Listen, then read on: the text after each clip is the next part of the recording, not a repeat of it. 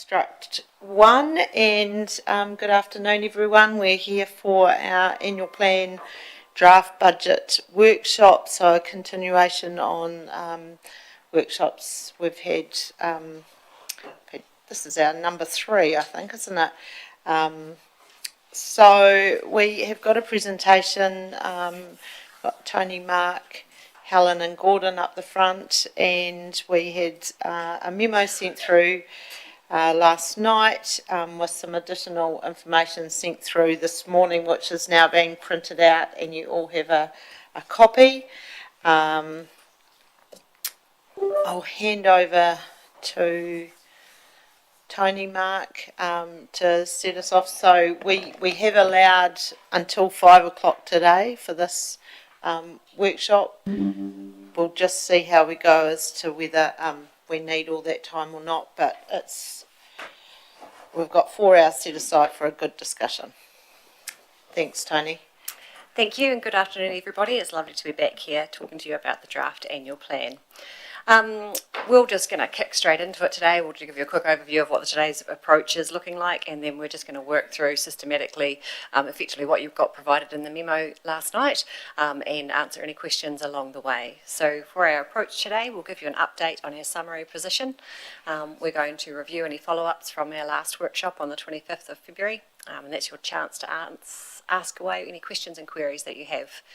We've updated the proposed rates modelling for 26-27 and shown you a couple of scenarios through the memo, which we'll also talk through in the presentation.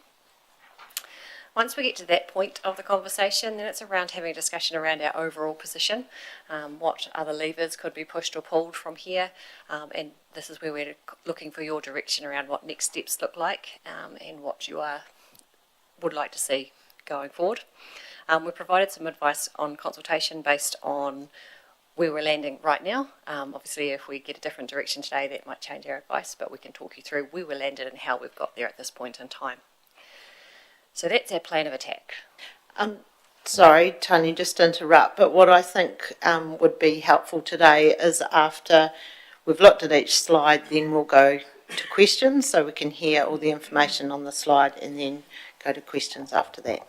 Thanks. Thank you, that's great. Okay, so I'll hand over to updates for the overview. I'll pass over to the finance team to talk around what's happened with our overall position. Okay. Good afternoon, everyone. The updated position, it feels kind of like we've gone in a big circle, really. We've landed in an overall rates increase of 8.71. That's made up of 2 main components. The first one being everything but waters is at 4.96%, and the waters component is 3.75%. So those percentages are based on last year's total rate requirement. So that's based on the $56 million as a total increase. In terms of the non-water increases, there are 2 key components here that we have talked about at previous workshops, which is around the $1.4 million for FOGO. That's 2.47% of that non-water increase, and 1.07%, which is the debt servicing cost on the road for the bridge, which is around about $600 that's budgeted for the 27 annual plan. Any questions on that slide? Councillor Wilson. I see you've got that it's a 4.96% on non-water. Can you break that down, because it's true, but it hides the true fact that for half of, or 2/3 of our district pay a targeted water rate and sewerage rate and through waters rate, and the other third don't pay that. So to say it's 4.96, what is the water going up by? Because that 4.6 is across the total rate take rather than on just the water component of our rates, which is, so I just want to understand that, you know.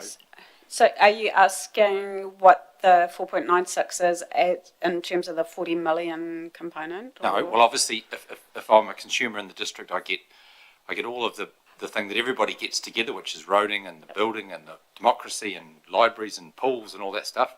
But then some people get their water provided and their sewerage provided and their rubbish provided, and you've got 4.9% is non-water, but obviously the other way around, the FOGO at 2.47 is on rubbish, and also how much is the water rate going up by, so that people can understand what their watering is costing more or their rubbish is costing more individually, effectively? You know, So for the three waters, just in themselves, they're going up around about 12%. Yep. But across the whole rate requirement, that works back to 3.75. so that's probably getting at. The 3.75 is not, it's a number, but it's not really a true number for most. It depends on how you fall, effectively, rather than. Yeah, so the three waters, the includes water all. services plan is 12% increase. No, thank you. That's a good segue for my question. Do we have, please, Helen, urban-rural sort of divide as we go through these updated summary? I see at the end of the report there's a whole lot of graphs. We'll be going over them then, because that's, I mean, clearly it's going to lie in different places. The average rate is the average rate, but it's going to fall on the urban dweller. Yep. So we need to be clear on that, and so people understand that. Yeah. So I think that information is in the pack that you're seeking. And the only way, the real reason we present it in this fashion is the traditional interest in rate increases on the total rates increase of council compared to the rates last year. And that's where the 8.71 is correct. The overall rates requirement of this council in this budget is 8.71% higher than the rates requirement in the current year. But you can look at it in any way you wish in terms of the increase of individual rates, the increase of groupings of rates, and then it gets further complicated for individual properties because, of course, they will be getting some rates and not others. And then once every 3 years we have a revaluation, and it'll then depend on how the property valuation moves compared to the overall district. So an overall rate increase is only ever a way of describing the overall rates need. It's never related to particular properties or groups of ratepayers, because it's always going to be different to that. Thank you. Questions from Councillor Cameron? Oh, thank you. And I appreciate that, Hamish. I understand what you're saying, but I think we're now in a new era where we're corralling the water as an aside in all the waters, and I think we need to. And I do understand what you're saying, but it is not going up by whatever for the whole district, and I think we need to see that differently now. And I think we're in a new era of how we view things. Councillor Everest. Yes, through the Chair. My question really relates to the 25-26 year, which is still our annual plan budget, is it? Or is it actually adjusted for what's happened year to date? That is the budget. So that's driving the rates, not our actual forecasted expenditure. So the 40 and the 16, that's our struck rates for the current year.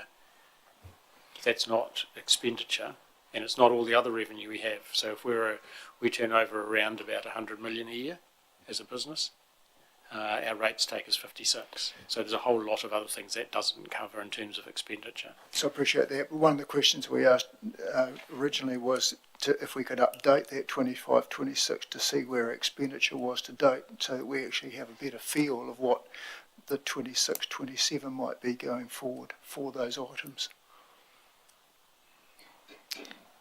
Helen?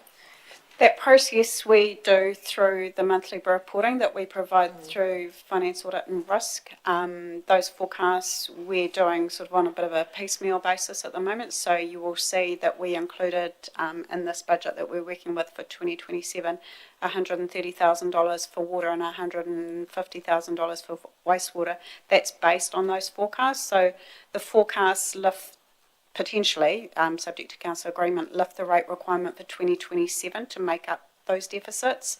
In terms of presenting a forecast budget, you wouldn't, a forecast for 2026, you wouldn't do it at this point in the budgeting cycle, other than to capture any changes that you wanted into 26, 27, because when we're going out to the community, we're comparing them essentially what rates we levied last year or for 2026 and against what rates we need to levy for 2027. So those are actually fixed. We don't turn around and ask for more rates in the current year to make up for any surpluses or deficits. That I understand, but we're talking about balancing income and expenditure. And if I look at our drinking water and our wastewater, we're already 531,000 overspent year to date. And so are we taking account of that in these figures? Is the sort of issues that I'm trying to grapple with. Not in the 26 annual plan, because the annual plan's set, but we're looking at the forecast to incorporate any projected surpluses or deficits, and we have raised those with you in terms of wastewater and drinking water, and incorporated those from what we understand will be needed into the 27 budgets. Yeah, I'm still a little bit confused in terms of what the numbers that we're looking at.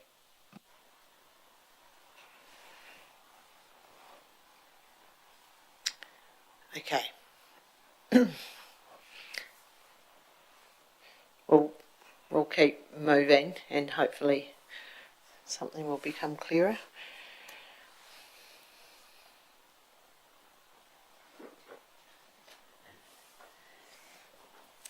The transport program, we've completely reworked all the way through the 3 financial years. So we went right the way through 24-25 to look at what was actually spent and where that money went to. And you would have received an extra sheet this morning in terms of the program spend, so the delivery operations of the activity where that was spent. The only items excluded from that are things like your debt servicing costs and your different revenue streams, and the things that hit our general ledger are essentially that aren't immediately related to the core delivery operations of the activity. The 2026 year, we've looked at year-to-date spends and worked very closely with the roading team as to what the forecasts are for the spend for the remainder of the year, and then in terms of what subsidy will be generated against the subsidised work, and also looked at what revenue streams we've got coming through in terms of rates and other receipts, the debt servicing costs. So we've done a complete forecast on 2026. And with the transport, we're essentially looking at a 3-year program. So that's what we have presented in the memo that you got, and it's also on the next slide as well. That really created for us what is left to deliver in 2027. So out of the 2027 program, we did find when we went back and worked through it that the 25 program, we consumed more of the unsubsidised work by 3.3 million. And but we were able to move across each of the years in the forecasting. We've been able to deliver what was originally intended to be unsubsidised work as part of the subsidised program. So it does blur the lines a little bit, but the program delivery is still hitting that $56 million that was set across the 3 years. Because the spend was greater in 2025, there is reduced spend forecast for 2026 and once again increased spend in 2027. Based on the budgets that we've pulled together across those 3 years, there is provision for $3.1 million worth of unsubsidised work in the 2027 financial year. Out of that $3.1 million, there is 1.97 currently proposed to be transferred into the subsidised program because it will attract subsidy. And there's also the provision there for the $500,000 for the Metling. So hopefully you can see that in the bottom part of that table that came through in the memo last night, and I'm happy to answer any questions on that. Can we just slow down a bit, because I just haven't really been able to follow that, because we overspent unsub in 2025 and then we've got 3 million to spend on unsub in 2027. So that's more than we only had 3 mil unsub, didn't we? So probably draw your attention to the middle of the table that we've got there where it says actual program spend in 24-25. Sorry to interrupt, Helen. Is that on here or in here? No, that's The memo the we one did on last the night. memo. So that's Yep. the table that's Last on the That on the came out board. last Got that. night. Okay, another memo. Okay. It's the original memo that came out last night, and it's the slide that's up there now is what we're talking about. Page 3 of the memo. So do you have a question on that Yeah, I just wanted now? to go through it and more slower so that I Okay. could follow it, because Okay. I don't let's- understand. We put 3 million unsub away. How we're getting overspend in the first year and we're still spending 3 million in the next year. We'll So- go through it for you, but I think the key thing is, as our approach showed last time, is we're taking a 3-year view of the roading program, because the approved program from NZTA is across 3 years, and so we've tried to take that approach across the whole activity, which includes the originally approved program, some additional approvals from NZTA, and then some additional funding from council to supplement that overall program. So the best way for us to approach it, we think, is to take a 3-year view of the whole program, and that's what this slide is doing. So it's on page 3 of our memo. So perhaps I can talk through that table just to make sure there's clarity about what we have there. So the first 4 lines is the approved delivery program. So that is not a delivery program in terms of what was in the LTP budgets, because we know that the NZTA program was approved after we adopted our long-term plan. So the approved program, the first 45 mil was approved by NZTA once we'd started work in the 2025 year. We also know that the money that we were rating for that was originally intended to go against subsidised work, we then decided to call that unsubbed work, and council would make a decision as to where that money was spent. That's the $9 million. And then in every budget that we've had prior, we have had essentially unsubsidised money or money budget for work that we deliver that doesn't attract NZTA subsidy as part of the core program. So that's for the likes of street cleaning and lighting, and that's just over $300,000 each year that's provided in the budget. So those are the 3 core components that make up our delivery program. Can I just ask one question? Yes. I'll do it quickly. Yeah. The unsub program, we put aside $1 million unsub, and then we took the low risk, low priority Low unsub cost, that low we didn't risk. get, and we Yeah. topped it up. That's essentially the 9 million. Is that the 9 million? I thought it was like 3 Over million 3 years. There was 2.5 per year. that we added, and then we added the 500 extra metalling as well. Well, that was already in there. So that's what that 9 million is across 3 years. So the unsub was, I thought the NZTA gave us a 3-year subsidised, and that it was going to be the unsub low risk, low priority was going to be about 3 million that we put up, and it's come to 9 million. I don't know how that. So it's over 3 years. So Yeah, but it wasn't that amount of money every year. Yeah, We put that's what we've 2 assumed for this budget. Yeah, 2.5 million plus the 500,000 3 Metley years. Yeah. for 3 years, for each year, over 3 years.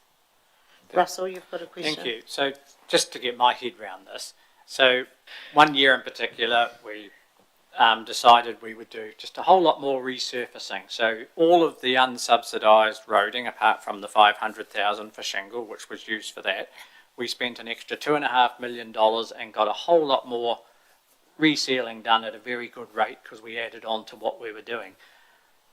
Then at the end of that year, NZTA came to us and said, hey, look, we've got this extra money available. We can do X, Y, and Z, and I can't actually remember what they did with that then. But we topped that up with the unsubsidised then to match it for the next year. So we pre-spent that money in the next year, and then we did the same thing again the following year to get us into the position we are now. Is that how that's come about? I know that was a bit long-winded, sorry, but Neil, is that sort of how we got to where we are? Through the chair, that's correct. We have tried to maximise the use of subsidised funding by using some of our unsub to get double the amount. Yep. Yeah. So if we follow your recommendation this year, we end up with about $1.2 million of unsubsidised roading to spend on something that this council will approve if we're okay with 1.9 matching, so that we get the benefit of it. The 1.2 would include the metalling. Okay, so it's actually only 690. 690, yeah, 700,000. Okay.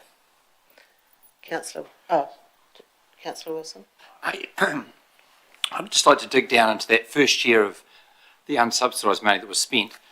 Has any of the second urban bridge money that was spent to date been classified as unsubsidised roading?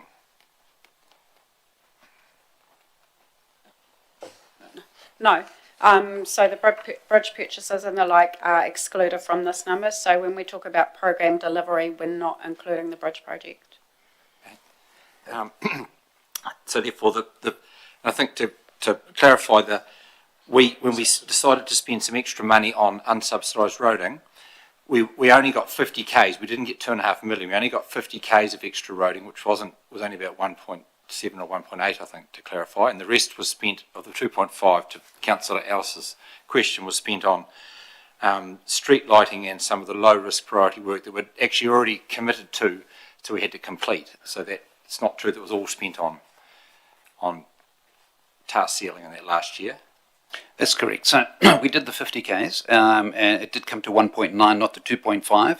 So we used the remainder to put into some of our pothole prevention work and others that we had to do. Yes. A third question, if I may. Yeah, of course. The overhead, the rail overhead bridge over here, we understand we're waiting for a tender to come back, and we're waiting to the thing. Is that accounted for in this? Is the tender process, which hasn't been announced yet, obviously, but we can talk at a bigger house almost, that if we decide to do it, if it's obviously we've decided to do it and we're just looking to fund it, can it be funded out of these numbers here? Yes, so that project comes out of the Bridge and Structures budget, of which it's quite a significant budget, and that project will fit within that budget. So it doesn't have any impact on budget. A report will come to council recommending to you whether to undertake the work over 1 year or 2 years and adjust the program accordingly, but it won't have any impact on budget. It's in the subsidised approved budget. Thank you. So just, we do have the 690,000 or close to 700 unallocated. Sorry, Sarah, you've got your light on. Oh, sorry, I was just going to comment about that 1.97 that has sort of classified to go from unsub to the subsidised program. If you look at the sheet that was handed out, and I know it's about the 24-25 year, but it categorises all the types of things you could possibly spend that are subsidised. So the list is wide and varied, so you don't need to feel like you're curtailed by unsub money going into the subsidised program. There is many things that we can spend it on wisely to gain the subsidy. The magic number on this sheet is the 55.8 million across the 3 years. If we are ending up spending, for example, in the forecast, let's say it's conservative, which it is. If we spent $1 million more, for example, on it, all it means is there's going to be $1 million less, so there'll be an adjusted budget for the roading team in the 26-27. We're aiming, and we will be hitting, the 55.8. So it's a dynamic budget. It is the only activity across council that has moving goalposts internally and externally, but by NZTA. So lots of things to spend your money on. Don't worry about it just being 690K. That would be my... Oh, yeah. And if I can explain, that's typical of the third year of the program. So you look at the total program, and by the time you get to the third year, you look and see where you are in terms of the total expenditure, and you adjust the work accordingly as to what money's left. Thank you. And my question is to councillors, we have 690,000 in the unallocated, unsubsidised program. Is everyone happy to keep that in? Because that's something that could go to bring the rates down. Just a question. Councillor Wilson. First, I'd just like to clarify before I answer that question, that the the number sometimes doesn't equate to the work. So I think everybody thinks that $55 million in the early part of the program, we had high inflation, which meant that our cost to deliver the work was very high. So we may spend 55 million, but to say that's set and that's the program, don't be fooled that the program of work that we do, the task seal we're doing and the shingling we're doing and all that sort of stuff is dependent on the price. So if the price goes up, we get less. So we could be in a position soon. I think we were told yesterday, someone, that the price of task seal hasn't moved up. But if the price of oil stays up, well, night follows day as it was. So that will mean in our program this year, we won't get as much done if the price goes up. And if it drops, we'll get more done. So I just think to clarify the difference between the two, it's not just a blank number and you get the work done. It's a blank number and you may get it done. So that's why I'll answer the second part of the question, if I may. The unsubsidised money is not unsubsidised. It's money that we use to do the program and look after our network. It's not just a case of we suddenly can pluck it out and go and spend it on fast cars and holidays. We've still got to spend it on the core activity doing. Roading is probably, it's up there with the number one core, I would have thought. Yeah, absolutely. And I think the one way to think about the 690 in our recent history is that the NZTA approved subsidy or subsidised portion of this program alters. And there is increases or changes to that program as various factors become known to NZTA. And one of the things that 690 does for us is that over the course of the 27 year, should NZTA have some additional money that they wish to offer to us, and we have to always meet our share. They don't pay 100% of anything. So that 690 would probably be best left, if it stays in the budget, unallocated to particular projects and available simply to support any changes that NZTA might offer through the course of the year. So that's another way of thinking about that money. It'll match changes in the approved subsidised program if it's available. If it's not there, we would simply have to turn NZTA down if they came to us with additional opportunities to do more work on the network. Thank you, and it's a question because I just wanted to have a conversation on it. Councillor Everest. No, thank you, Hamish, for that clarification, because that was actually where I was coming from. The Mayor asked the question on how are we going to spend the 690, or are we going to spend the 690? So I guess my question to you and the team then is, how long do you hold that for? When does NZTA additional funding come? I'm just the new boy. When does the new funding become available? When do we make a decision? So over the last 2 years, that's been at various times in the financial year. For this year, which was the additional $2.5 million of work offered to us, that was around about November, December, Neil. So that's when that was offered.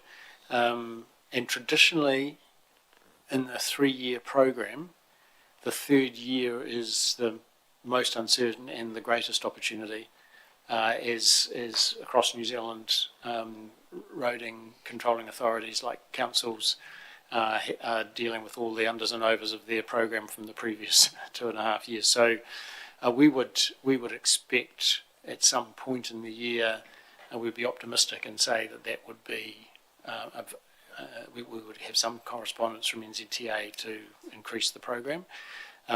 Exactly when, not sure, but our recommendation would be to hold our nerve for as long as possible to take advantage of the extra offered. So that's clear enough, and that gives Neil and his team a reasonable stop-go, given that it's November, December, that he's probably going to have notification. So do we have any ideas of what the priority for that 690, or let's say hopefully 1.2 million might be? So Neil, I suppose you can reflect based on what priorities were associated with the 2.5 million extra this year. That might be the best clue. Yes, so when NZTA do make it available, it is typically towards pothole prevention, so reseals, rehabilitation, that category, which is where we would typically want to spend it anyway. So it could be spent very quickly because we would have other projects and lots of projects in those categories. Councillor Gilbertson. I don't know if I can do this, but can I move that we accept that we will keep the unsubsidised program at 690 as presented? So we're in a workshop, so we can't don't need that? to. But can we see around the table So- where we so- stand? Yeah, so that was my next question. Okay. So is everyone happy to keep the 690 in? Yep, great, thank you. Thanks, Deb. Do I just ask a question? Not move the motion. So for a workshop, we don't have any recommendations or motions, so, but you can say, yeah, so that's what I would normally do, so that's all good. Yeah, you can, yeah, Or you could ask the chair if she Yeah. could do it. yeah. Okay, is there any other questions on this slide?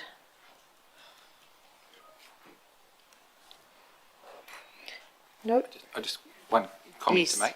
Just with respect to, because obviously the core of this is to get the work done. It's not about the money. The money is the secondary part of actually improving our roads or maintaining our roads.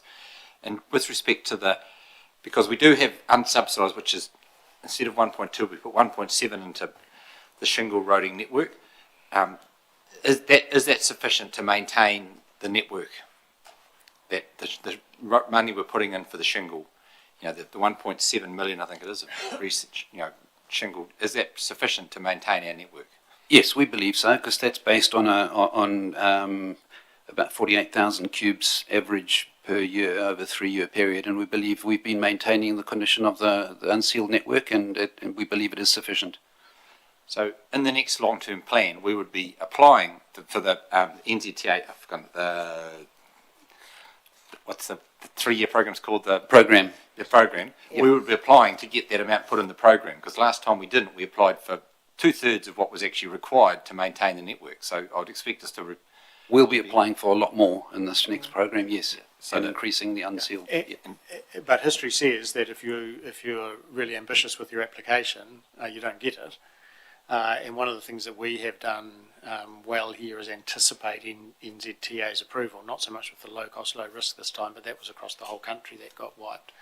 But there's a lot of conversations between our roading team and NZTA at an officer level through the process of that National Land Transport Program being developed, and so our expectation and understanding of what is likely to be approved is quite high. So we can ask for anything council feels comfortable asking for, but asking doesn't necessarily mean you get. And there are many councils who were very ambitious in their request of NZTA through the last land transport funding program and simply didn't get what they asked for.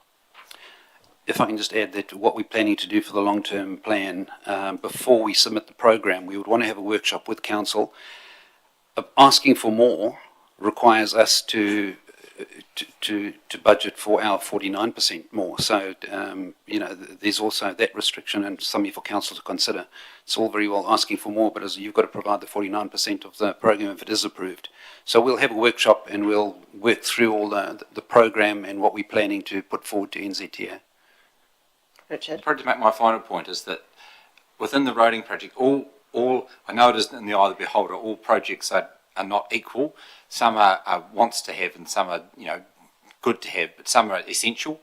And so I think that's where we need to be talking. Like, I would have thought the shingle road maintenance is essential. It's a core activity, but doing the boom or doing other pieces of the network is good to have. But if you don't do the core stuff, you can't build on top of it. So that's what I'm getting at. So I totally understand that if you put it in there, you've got to fund it. So you can't go crazy and put in 70 million as you want, because you'd have to find another 10 million. So we can't do that. But I think there's a rationale between core group things and not wants to have, but a less core is a word. Neil, so we get a 51% subsidy at the moment. When is our chance to ask for that to be increased? Does it, I know it happens very rarely, but up at Rural and Provincial Conference a couple of weeks ago, we were talking about this, and so many councils are on sort of 65%. When is the appropriate time, or is it something that comes from council, or is it something that comes from staff? I think Hamish knows the answer to this. So when that opportunity arises, and it'll be coming again, we will ask for an increased FAR rate, and we will get 51%. So the FAR rates across the country are assessed on demographics of your district, essentially. And no matter how we feel about it, there are places in New Zealand who have greater deprivation than this district, and they attract a greater subsidy rate for their roading. And we made this case last time and continue to get 51%, which is a minimum. There is no one less than 51, and some small councils in the North Island do get, I've heard of a 64, but just because we want it to be higher, or other councils are getting higher, the formula drives the answer, which is always 51. Okay, worth a try. Councillor Cameron. Yeah, I agree, Liz, with an ask. Anyway, I think we should ask. With regards to the unsub, and that we're going to keep the 600,000 there because hopefully we'll get some subsidised that we can match it and double the investment in our roading network. That means, though, that we have to use the RAM, doesn't it? We can't use our own thing that we want to fix, whatever road, X road. We have to go by the scores of NZTA as to what roads are fixed or repaired. Is that correct? So what we've typically done with the unsubsidised budget, because it isn't subsidised, it's really up to council to decide. So council roading team would put forward a recommendation based on priority using our RAM database and information, and then council would then decide where they prefer it to be spent. But it's ultimately council's decision on the unsubsidised budget. But if it's subsidised, like we've put in this, we've got 600 in there unsub, but if it's matched with NZTA, we do not get to choose where. That's a question. Yes, to get the subsidy, it would have to be in the categories that NZTA would support, which is typically pothole prevention, sealing. It may not be grading of the shingle roads, or it may not be putting new metal on the shingle roads, or whatever. It'll be the categories they would support, yes. Can you remind me, Neil, just for the other councillors, how much we've spent on shingle road grading in this period, this annual long-term plan period? I don't have that figure offhand. I can get it to you. Yep. But it would be significant. Yeah, I think it's over $1 million. So in 24-25 it was 1.7. Yes, it's normally made up of 1.2 plus the 500, so it's 1.7 million a year. Not just grading, though, that includes the metal. That is the metal. Oh, that's right. Oh, okay. Any other questions on this slide? Councillor Wilson. Through the chair. Will you bring that, because obviously the decision, because all subsidies are great, but sometimes if it's something that we don't want, because we're in an election year, so the powers that be may decide that they want to subsidise something that we think is stupid, but from them it could gain them votes in a demographic. So will you bring that back to us before you accept that subsidy money? So the 600,000, a good example where they came back and said they want to spend it on signs to promote traffic safety through the country, $1 million, and they just happen to be blue with, a fellow from a certain party standing on them or something. And we decided, well, no, we'd be better spending it on Tass Hill. Will you bring that back to council to make that call? Yeah, the unfortunate thing is we get that information after we've done our long-term plan, so we don't know. Sorry, what's that? So the question is in relation to the 27 budget year and the 600. 27, yes. Yeah, the 600,000. Yes. Yep. Okay, thank you. We can move to drinking water and wastewater charge. Who's going to speak to this? Gordon. I can talk to this one. So the last workshop there was a question in regards to what the rates for drinking water and wastewater would be if we were to include a projection of repaying the projected deficit from 25-26. So these numbers on the right hand side on the annual plan column, those include those numbers. So this is just to give you a heads up that we've gone away, worked it out, and this is what it looks like for your reference. Any questions on that? Councillor Gilbertson. So are these the ones, no, sorry, I've worked it out different. You're all good. So this was, we talked about this in the last workshop, and we had two different amounts for the drinking water and two for wastewater, and I think we'd looked at both of those, hadn't we? Yeah, and I think the point that we would highlight is that while the water charge per household and wastewater charge is less than the water services delivery plan, it drives the same gross revenue to the water activity as the water service delivery plan contemplated. So we had that conversation about having sufficient revenue to do the work that was agreed to be done.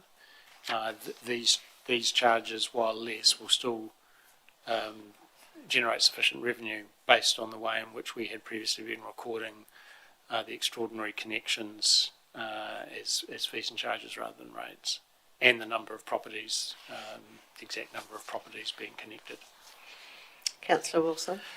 So these two numbers, as we discussed at the previous one, the drinking water is it's closer to the water service delivery plan number, right? Because then we discussed it and we decided to take a higher number there, and whereas we could have taken a lower number there, so we've taken the higher number there, and the wastewater is actually higher as well. So we've actually, from the plan, is that correct?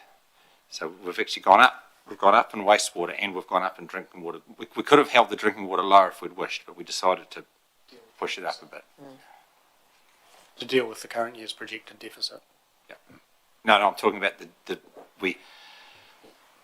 water service delivery plan had a number in it, and 917, and we had an option around the annual plan to be slightly higher or slightly lower, and we discussed it and decided to go high. So that number's been put in here, hasn't it? At the last workshop. The revenue that's gone in the annual plan is the revenue, so the gross revenue that was included in the water services delivery plan, plus the projected overspend for the current year. So for water, I remember the number in the water services delivery plan was a few thousand over $10 million. So that's the revenue that's been included, plus 130,000 to repay the deficit. The difference, one of the main differences was the number of connections that was assumed in the water services delivery plan. There was more connections for water and less connections for wastewater. And that's one of the reasons for changing the amount per household or per connection. Oh, I see. Councillor Everest? No, I'm here to myself. You're right. Any other questions on those two charges? And just, I think, noting our GST inclusive, because I think last time we had two numbers that were and that weren't. Okay, waste reduction and recovery, and we've got additional information here as well. Yep, so for waste reduction, there was a couple of questions raised in the prior workshop in regards to what the split was between the reduction versus recovery, so the collection and then also the managing of the waste. So we've essentially gone away and reviewed the entire waste reduction and recovery activity. As part of the exercise, we have managed to strip out some costs in there to identify some savings, which has been good to see. And then we've also gone through and made sure that the allocation between the waste activity, the management of it all, versus and the transfer versus the collection, we've gone away to make sure that those are all correct as well. And so this is essentially where we've got to at the end of it. So for 26-27, we're essentially saying that the targeted rate will be $467. And this also now makes sure that it does kind of align to the revenue and financing policy as well. We've checked it against that. Councillor Gilkerson? So when you say that you did a review of everything and then you've stripped out some savings, what's an example of those savings that you were able to locate? We actually spoke to those at the last workshop. They were included in the material that you were sent the night before the workshop. So from memory, it totaled $335,000, and the largest item of that was repairs and maintenance to one of the buildings, and that work was able to be incorporated into this financial year, so the budget was no longer required. Okay, thanks.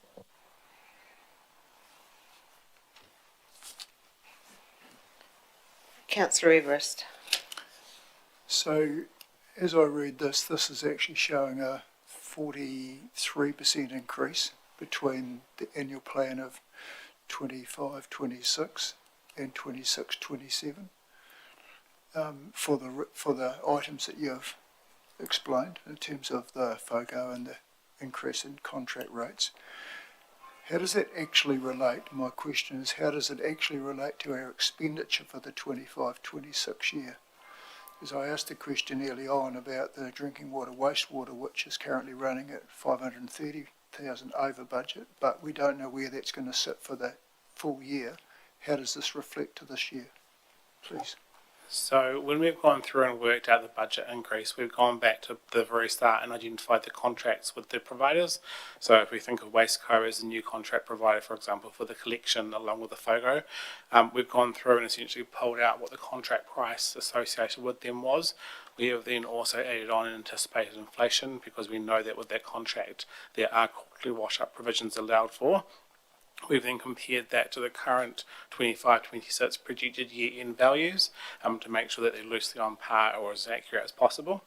In terms of how that's then kind of flown through, in addition to that, we've also added on the anticipated overspend from the current financial year, so 25-26, so that's in the same vein as the drinking water and the wastewater, and that therefore means that it's kind of a combination of the contract that we know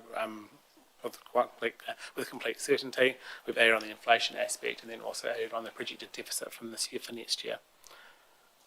Okay, because that was really my question in terms of have you budgeted for the wash-up, in inverted commas, at a similar level that might be acceptable for last Yes. Whoopsie we had last year.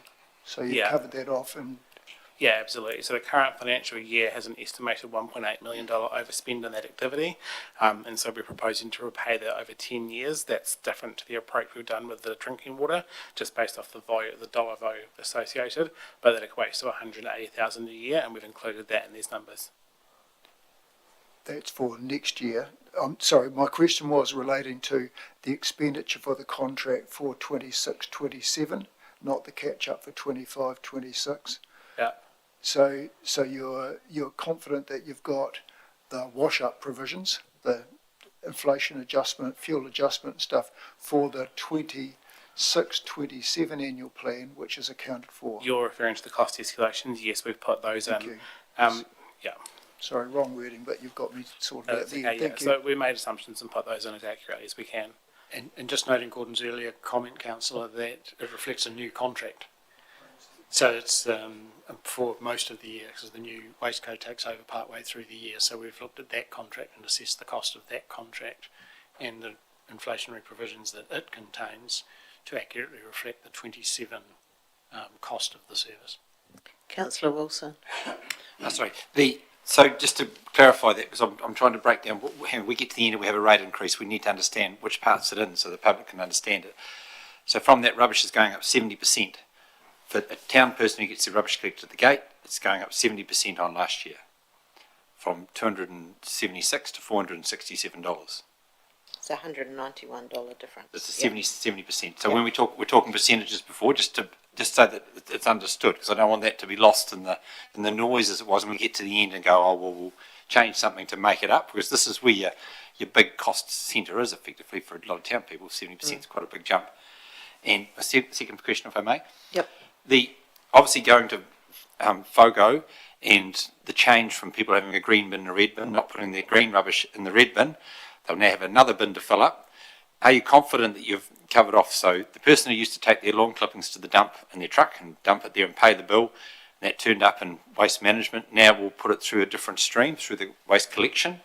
Are you confident that you have the volumes that's going to be lost from the revenue for the dump and included in the collection space, and patch the potential extra space in the red bin that could be filled with more rubbish or left empty or whatever? Are you confident that you've got that volume mix correct? Because that's critical for when we get into this stream.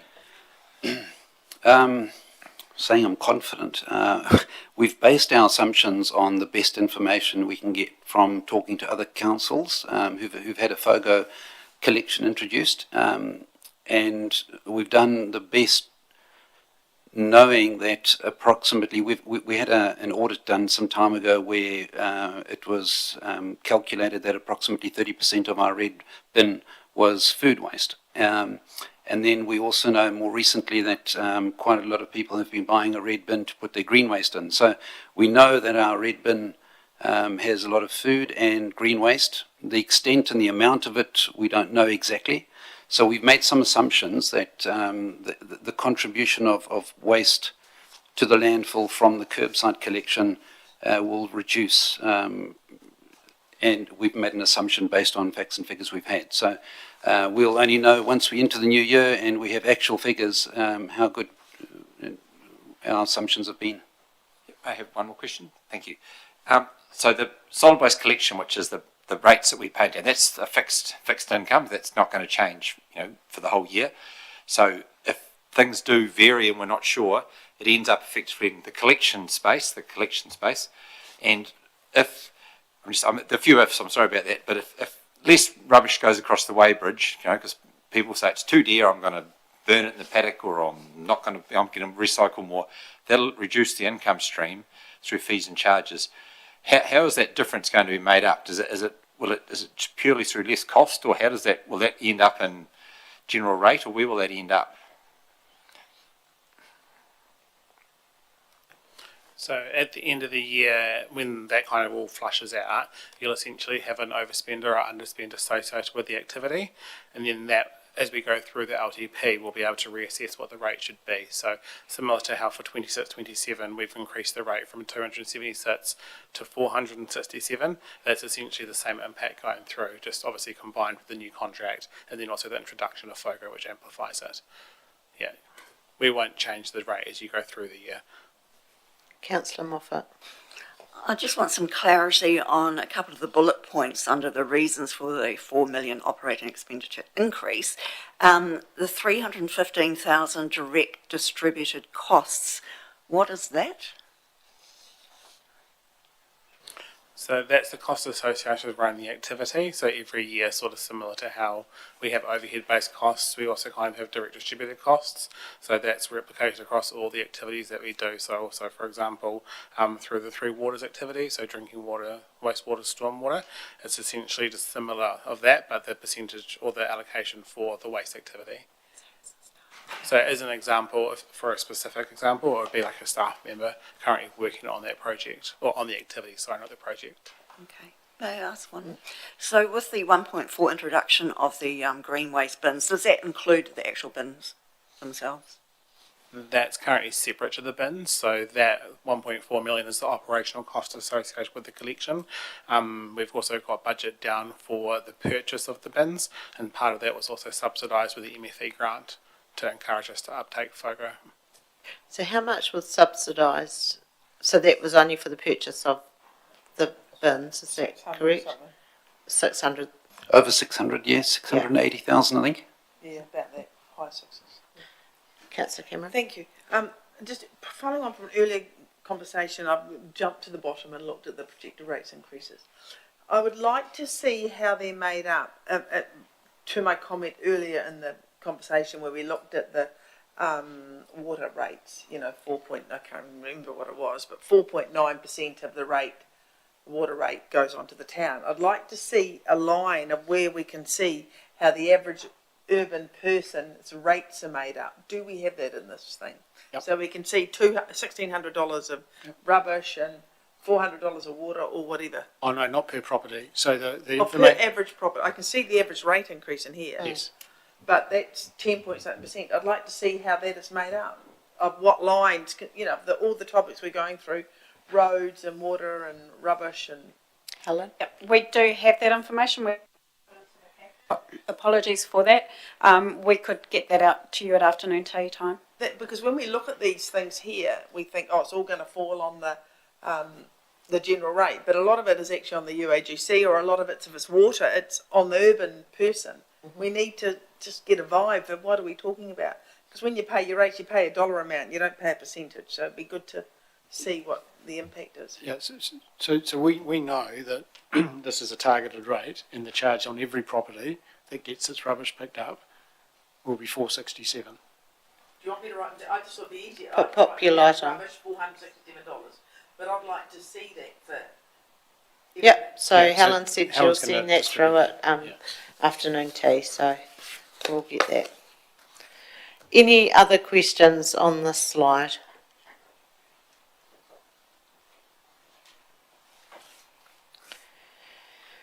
Thank you. So now we are on to stock water, and this is on our memo, bottom of page 4, and there's some bullet points here. Who's going to, Gordon, you've... Yeah, I can talk to that one as well.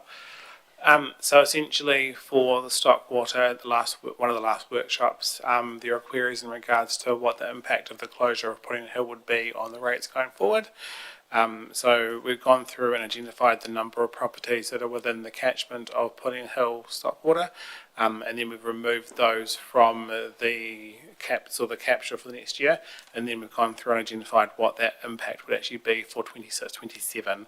So if, for example, we were to assume that the minimum charge remained at $700, which is what it currently is for 25-26, essentially that means that the variable charge, or the charge per metre in addition to the minimum, that would essentially increase to 92 cents per metre, where currently it's listed as 67 cents. The practical impact of that is it will push the increased costs to those properties that have significant meterages of stock water, as opposed to the small properties who get picked up by the minimum.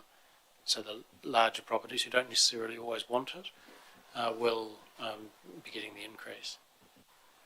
Councillor Cameron. 2 questions. Do we need to revisit that per metre cost? Would that be of you? Or I mean the fixed cost, you know, so The $700, Yeah. you mean? Both of these are going to be contentious. So the per minimum charge impacts those smaller properties, and you will recall over the last various LTPs and annual plans, the change of the minimum charge attracts significant feedback from the community. Leaving it the same and increasing the per metre charge to that degree will attract significant interest and commentary from those impacted by that particular scenario. So you can expect the impact of whatever you do in the stock water to be felt. And that leads to my next question. Do we need to consult on that? Stock water. Well, the issue we will come to later in this workshop is whether you wish to consult on the whole annual plan. There's no specific need to consult on one particular rate or another. Okay. But you do have to address the issue of consulting the community on the whole entirety of the annual plan. I mean, that's a significant change for people on the stock, you know, paying stock water fees at the moment, isn't it? So, yeah, we'll get to the consultation part later. Councillor Everest. Has the cost for providing that stock water changed between the 2 years?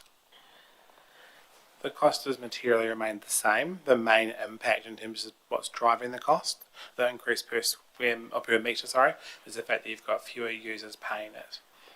So that's really my question, that if it's stayed the same, is it fair to put all of those costs back on the residual users of that supply?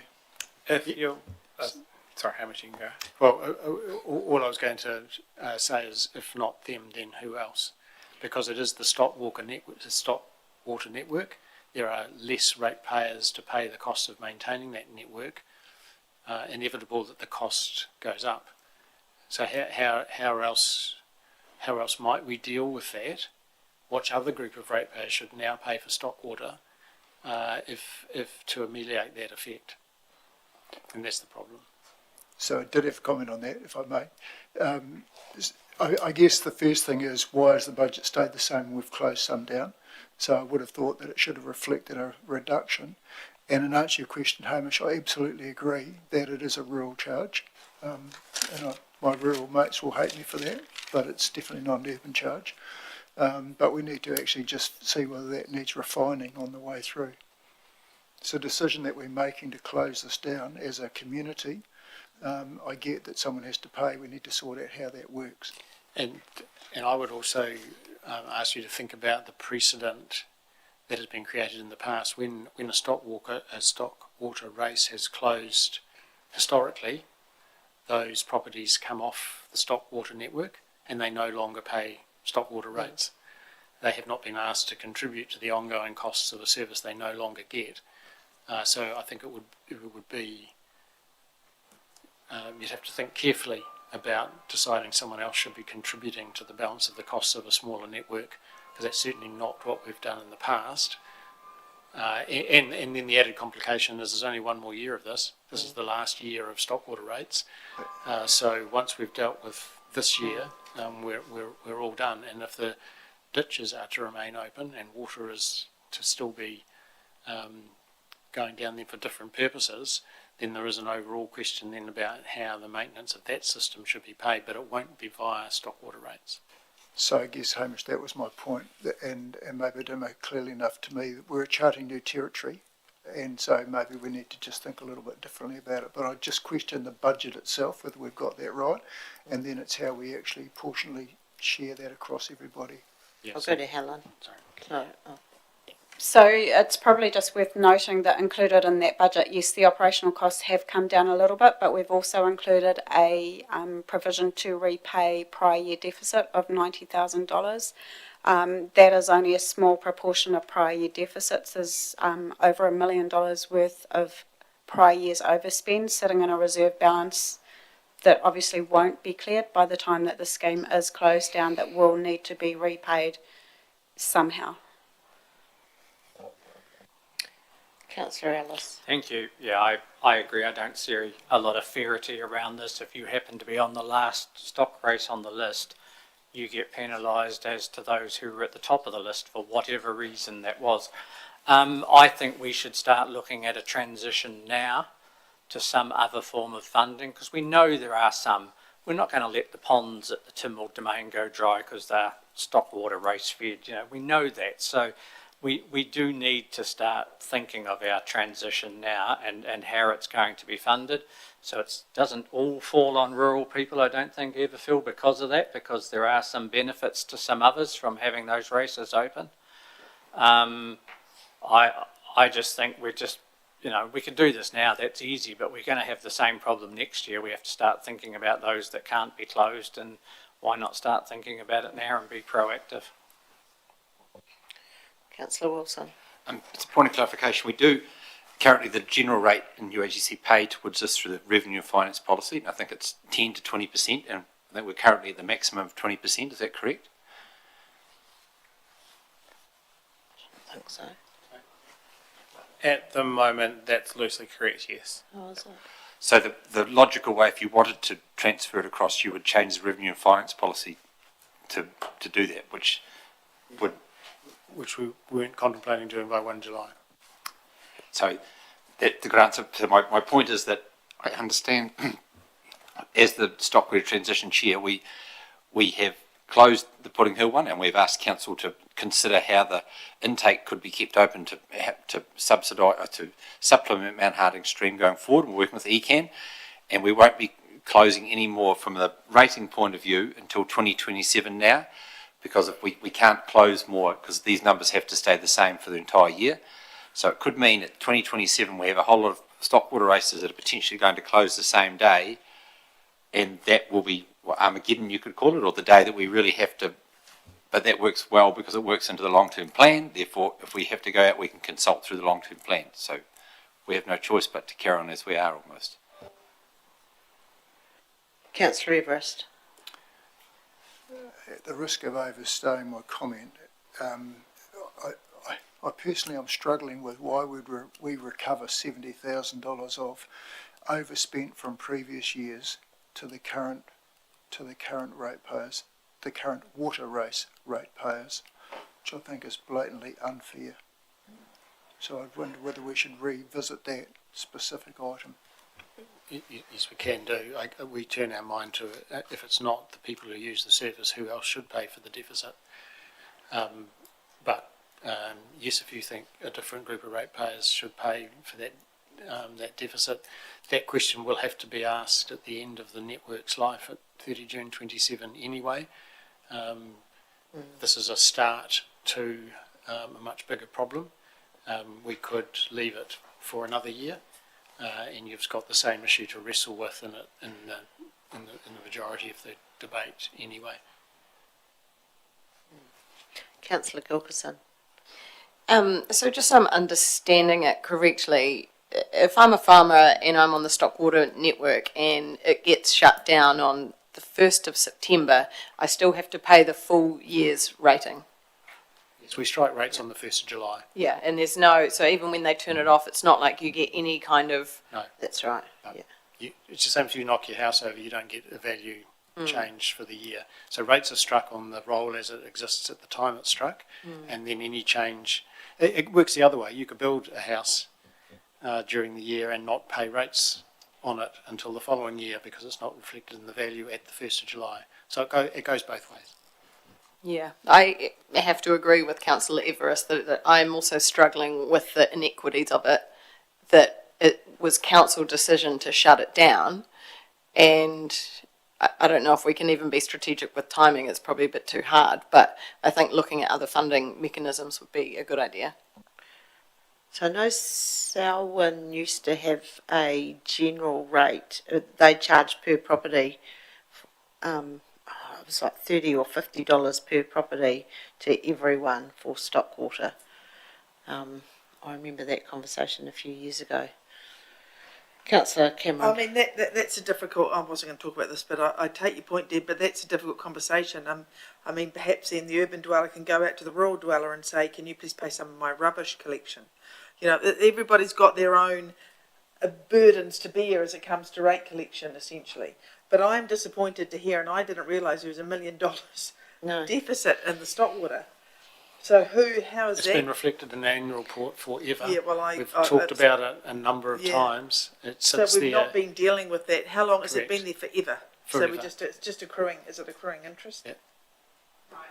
No, No. So it's $1 million around about net. And that's been 1.3 there- is my recollection. 1.3, and that will have to be paid back, and that was accrued or obtained 10 years ago or 15 years ago. It'll be over multiple I- years of short funding the rates. Over many, many years. So essentially, also, if you look at that aspect, then you can look at that. The Stockwater race users have not been paying, I'm assuming, there's a deficit, the full cost of their service. Correct. For however many years. So that also has to be considered, I think, when we look at who's paying, who's going to be dealing with that. I could go on, but you get the point. Councillor Wilson. I'd just like to clarify a point from the Stockwater Closure Group, Working Group's point of view. Exit group. Exit walking. Sorry, yeah, you know what I exit mean. transition Yes, group. sorry. One of our core principles is that we want to exit from delivering Stockwater, and by doing that, we won't be charging a rate. Someone else may be charging a cost for the Stockwater, but also the other half of the equation is the environmental impact and things going. That we don't believe that's our job to do that impact, so that's why we're talking to ECAN to ensure that they take over the management of things, which is clearly in their wheelhouse. Mount Harding Stream, clearly in their wheelhouse, not ours. So that's where we're talking to them. So we're trying to minimise any impact it has on the rating base. So I think people need to push back and say it's ECAN's job to do flows. It's not District Council's job. And as a follow-on, that's why we need to see the breakdown of, where the rates fall at the moment. Okay. So is everyone happy that the variable charge is increased to 92 cents per metre? I would like to see the fixed charge increase and the variable charge reflected in that. I mean, I think there's inequities based on that because a lot of and I think, Richard, you said this earlier, a lot of the larger users with the big race, or Hamish did, with the big races going down the properties, most of them, or a lot of them don't actually want the race, and a lot of the smaller unit users may or may not want the race. So I think we need to readjust that a wee bit. I don't think that's very fair. I wonder whether we can do some modelling of the impact of the Stockwater race on some typical properties, because I think the leaving one as it is and putting all the adjustment on just the per metre will drive some quite significant rates for some properties, and it may well be that we can do some modelling of a compromise. You're shaking your head, Helen. That's pretty complicated. There isn't a typical property as such in that space. The way our model works, we'd have to run the whole thing, but we can certainly easily, right now in front of you, if you were to indicate what you wanted for either the fixed charge or the variable charge, we've got a model ready to go for that. Okay. Yeah, so playing with the 700 and the 97 cents, that's Yep. what I was trying to do. Yep. And, Yep, we're and see ready. the impact of We're ready to go with that. Oh, what are would, you? what would Okay. 730 look like and what would 800 look like. So as an example, if you're wanting to retain the 67 cents at the current rate, you would need to increase the fixed charge to $930 per user. 930. So what's that as a percentage increase? 200 and 700, percentage. So it's about 30%. 20, yeah. Okay, who's got their light on here? Councillor Gilbertson.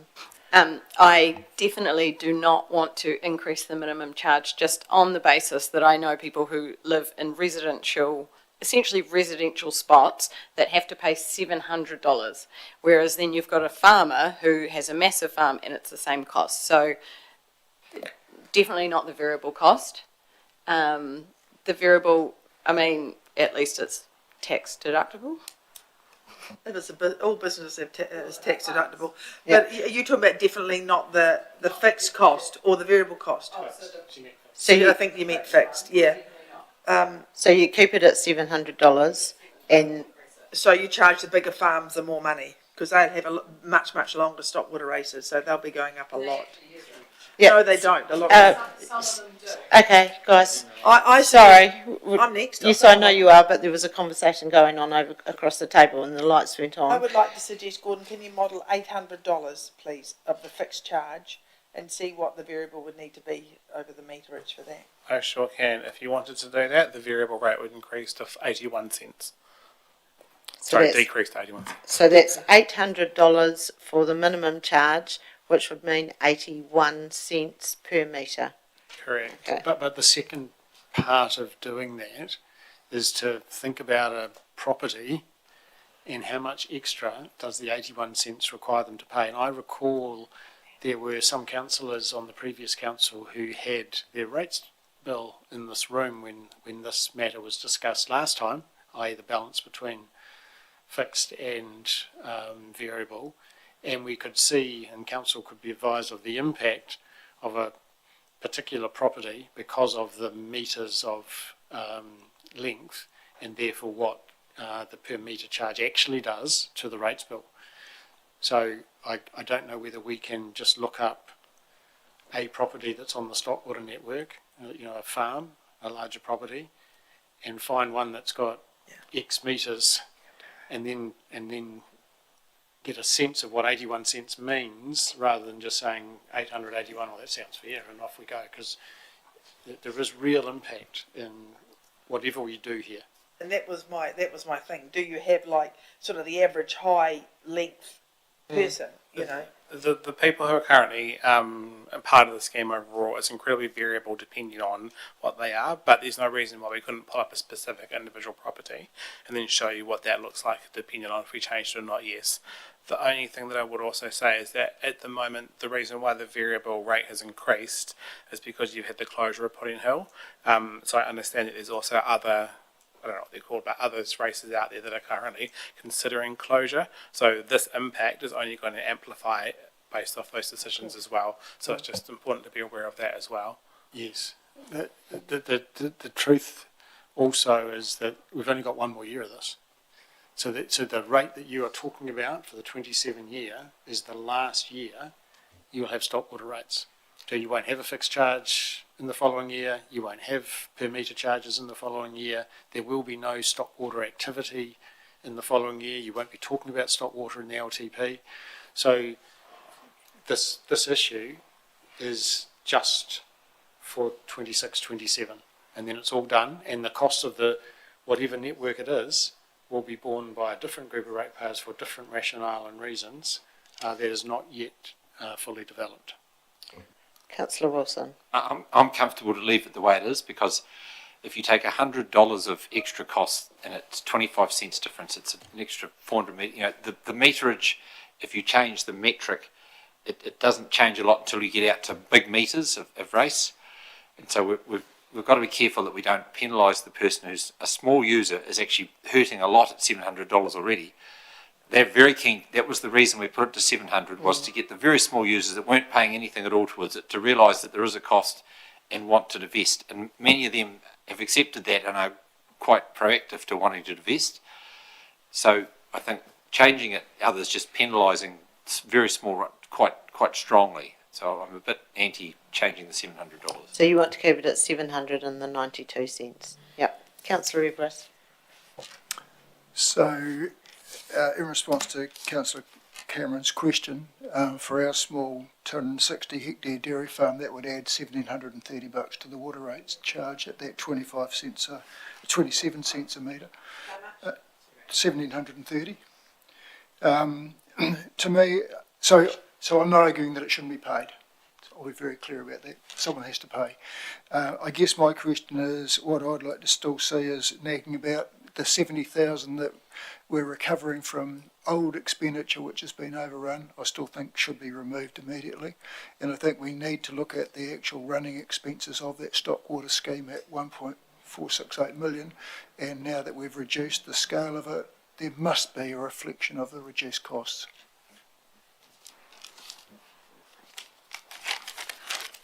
So you're saying that, was it 70,000 or $90,000?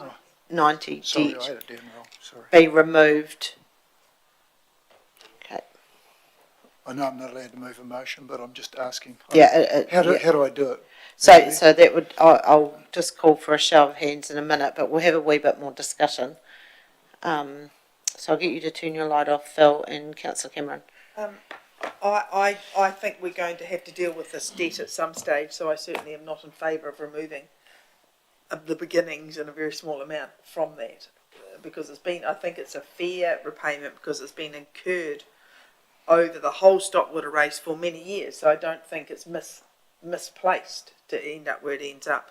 I think that's a lot of money extra you'd have to pay, Phil, and I do take Rich's point that $700 for water through small holdings is a lot of money, but it's a hell of a lot of money also for big users that don't want to pay the meterage rate because they're not using the water, because they're mainly piped.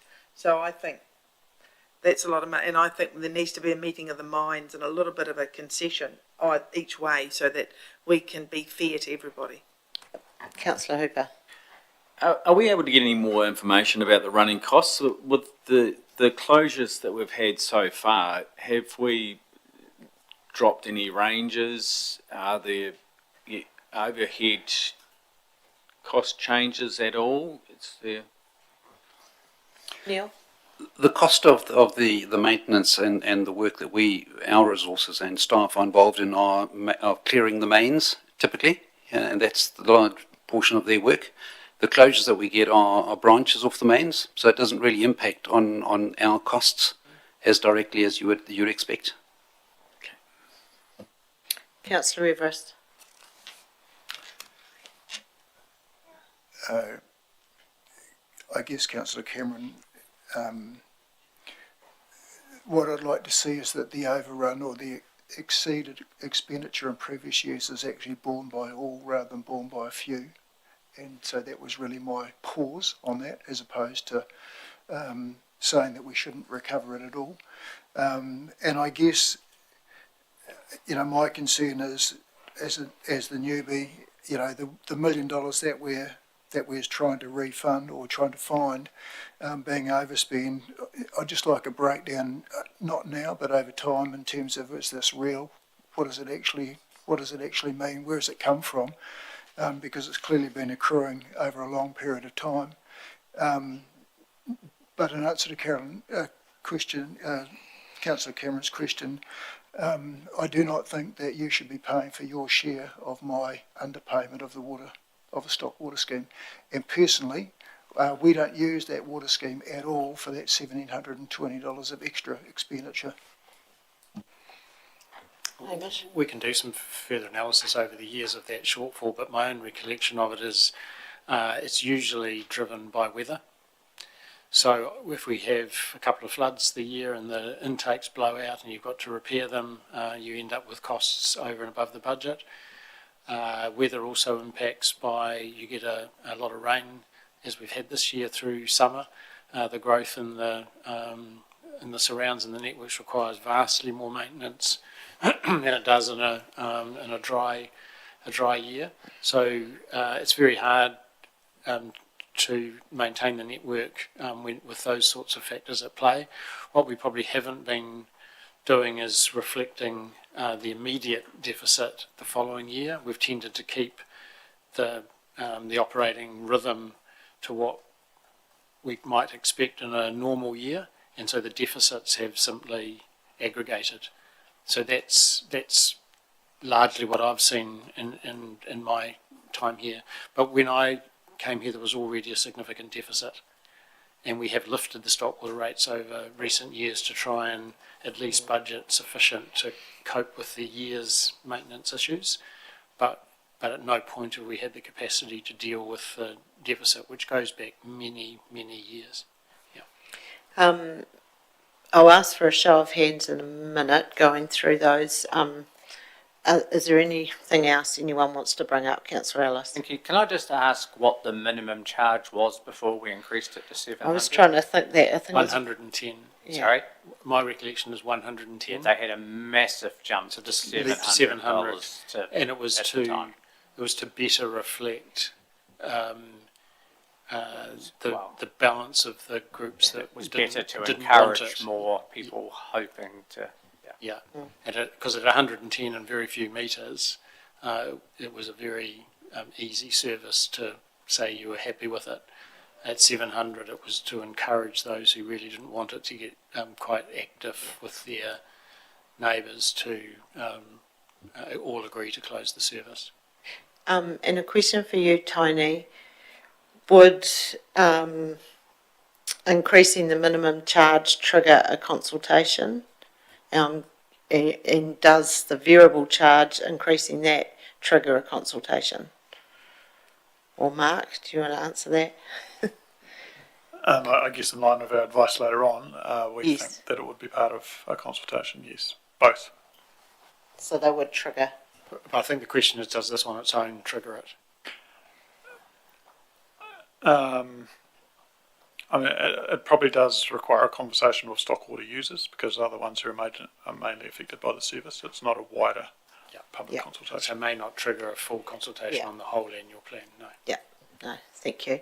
Okay, so I'll just ask for a show of hands. Who is happy with the minimum charge to remain at $700? So that's pretty much, yep. Thank you. And then who's a show of hands on happy with the increase to the variable charge to 92 cents? Can I just ask a question Yes. about that? If it is, so the deficit, is that the repayment of that The 90. slice, the 90, that's a part of the 92 per metre? Do you want me to ask that question Well, in between? I'm not sure that the ones who are left open should be making up for the ones that have closed. I think it should be in all of rural and a slither of urban as well to look after the domain ponds, etc., etc. I think that maybe is that's a separate issue. I'm hearing two issues in what you just said, though. Leaving something open for the domains is not the residual deficit. So there's those. That's been part of the stockwater system in the past, hasn't it? The water has gone into, so I can enjoy the Tynwald Domain Pond. Not because of, very incidental. It's in order to provide stock water. The pond's been in the way and it got full. Yeah. We haven't been providing stock water in order to have a pond and a domain. There has been a slither of benefit for me, though, And the is revenue- what I'm saying. Yeah, no, that's true. And the revenue and financing policy contemplates that. That's the 10 to 20% that's not being paid by the stockwater network. Well, that's the rationale for it anyway. Councillor But the second point that you raise, and that what I felt was a double point, around, is it fair that this group of ratepayers starts to address the deficit when no other group has been asked to do that? That's I think, the question that's not clear yet. Yeah. Councillor Wilson. My concern is that this discussion here will take the focus off the goal at hand, which is to deal with the stock water at a greater level. And so if we go out and consult on this, we're actually talking to people that don't want it, and you're giving them an excuse to have a narrative of, or do want it probably more so than don't want it, or who don't want to make a decision or whatever. You're giving a narrative to people in that space when you're better to focus on the exit strategy and put all your energy into that than put it into this. So I don't believe we should be putting any energy into the number. Let the number ride, but if you've got energy and you want to put it into the stock water exit strategy and come along to the meetings and talk to the people in the community whose closures are going to happen. That's where I think we should be putting our effort rather than into this. So you're happy with the 92 cents per metre? I'm not happy at all with the 92. I'm very unhappy about it, but I don't want to put a whole lot of energy into trying to reducing it. Okay. Councillor Cameron. I concur. We've agreed, well, I didn't, but we have agreed to keep the fixed cost at 700,000. To Phil's point, the revenue $700. $700, the fixed cost. Enough of it. We have to cover the cost of providing the service, so we have to keep the variable as it is. Otherwise, who else is going to pay the variable? The general rate is already paying 10 to 20%. I think the debate is included in the costs that are being covered by, in my view, both the minimum and the 92 cents, is a part charge to a historical deficit. That's right. So if you've agreed the 700, then the 92 only needs to be 92 if you agree that the stock water network makes a contribution to the historic deficit. If you don't think that's fair, then the 92 will come down. I can't see how it is not fair. I don't think there's an argument to suggest it's not fair because the stock water users incurred the deficit. The flooding was mitigated for stock water. It's for stock water. Yeah. So I support. I don't support it, but we didn't change the fixed charge, so I support the meterage. Okay. None of this is about mitigating flooding, though. No, the 10% was covered. Light. Oh, repairs from flooding. Yeah. Yes. Councillor Maxwell. So we're looking at the 700 and the 92 cents per metre, Yes. and we're debating whether this triggers consultation for what will be a No, one. we're not talking about consultation. No, yet. but it says it may or may not trigger this for what is going to be a 1 year charge. Yes. Yep. Okay, everyone happy with this? Or unhappy, but going to go with it anyway? Yep, okay. But you've got the direction, so yeah, consensus. 90 stays. Yeah, so 92 stays in. Yep. Okay.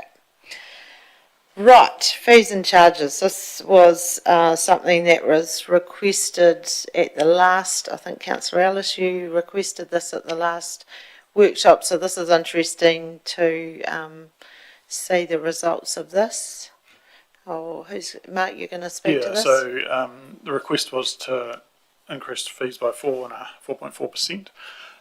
So what that shows is, and that's an estimate, the 74k in terms of an increase overall, and that's applying in the case of option 2. So it's applying that minimum 4.4 increase to every fee that hasn't already been increased above that number. So obviously we've identified a few other options there that you could consider. In terms of where that hits, the largest areas are EANC, memorial halls and reserve boards, and wastewater is where the main increases are as part of that 74k. Councillor, The largest proportion of that 74k. Councillor Gilkison. Thank you. Can I just make a note that we missed points number 7 with the finance resourcing, but we can come back to that. I do have a question. Do you have a list of what that looks per service? Because it's more the affordability of things like the EA networks that I'm concerned with, and off the top of my head, don't know those numbers. Yeah, I mean, we've only got a overall number in terms of 4.4 increase. So, for example, for EANC, it's an increase in fees and charges of nearly 46,000. Yeah, but I mean, like, if I go to the pools, what am I paying? We haven't done the individual charges at this point. It's just Oh, the overall. okay. Yeah. So theoretically, do we think increasing is good? That's Is the that the question- steer you're looking for? That's the question for us, Yeah. yes, yeah. Yep. Yeah. And to me, I would stick to the 2.2% because I think, I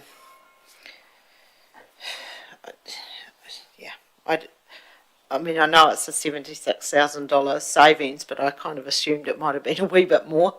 And I feel that if we increase, say, the charges to the pool, it makes it very unfair for a lot of people. Whereas we've got rates capping coming up, we may have to increase fees and charges. That's something we'll be probably looking at sort of in a year or two, I think. So for me personally, for now, 2.2 is okay on those ones. Russell? Thank you, and thank you for doing this exercise, because I think a lot of us assumed it was going to be a lot more than that and would make it worthwhile, but hearing that 46,000 of that does go to the ANC, I'm also a little bit uncomfortable with it now, but it was a good exercise to do because it just gave us some facts of where we are. Agree. Councillor Moffat? One of the options is that it's selected categories and it's e.g. parking. I think I'd be relatively interested in seeing how much parking revenue could be brought in if we brought up the 2.2% to parking fees. Do you have any numbers on that at all?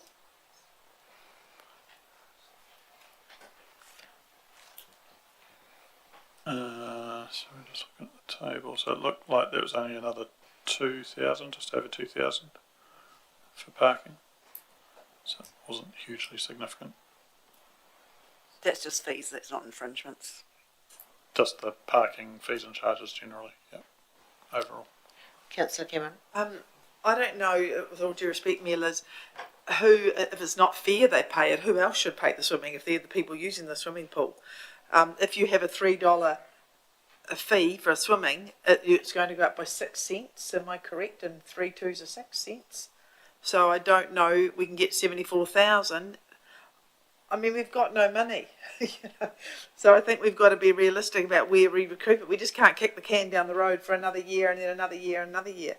I don't know if people will, if they're paying $3 to go swimming, are they prepared to pay $3.05, which would be an additional 2%? It doesn't seem, unless it's not a round number, I understand that, but it's, I don't know if that's a big deal. I don't know. Someone's got to pay the debt. Councillor Wilson? Just to put it in context, what is the I've just looked it up here, the UAGC general rate and the rates contributions to, if we just pick the EA centre for a EA network centre as an example, I had written down the other day 4.46 million was what the ratepayers put in, and we're just asking a little tiny bit more fees. So I think we've got to be realistic, because if you look at the users are getting I would have said a very good deal. And so we talked earlier on about unsubsidised roading. I could say the same thing here, unsubsidised EA network centre, because it is unsubsidised, it's paid for by the ratepayers. So I think putting the fees up 4.4% is not bad. It's not, you know, it is an extra fee, but in the totality of the budget, where the rest of the ratepayers are contributing, they're more than their fair share, I would have thought. So putting up 4.5% is quite fine with me. Sarah? I'm just referring to a spreadsheet, and I'm hoping it's the right one.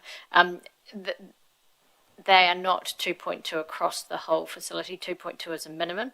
At the moment, we have got 3.9%, for example, on an adult swim, a casual adult swim.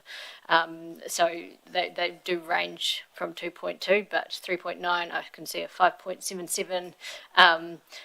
Yeah, so it just depends on things. So the average across all would be greater than 2.2 at EA Network Centre currently, based on what's in the annual plan. and one of the reasons for that will be things like rounding. You know, it's very hard to charge someone $3.06 to come in for a swim. So you do have to take a sensible approach to that. The 2.2 and the 4 is across all of council. So it's not, you can't take a fee that you know of and assume, you know, the difference. We haven't had time to do that work, so it's been done at an activity level.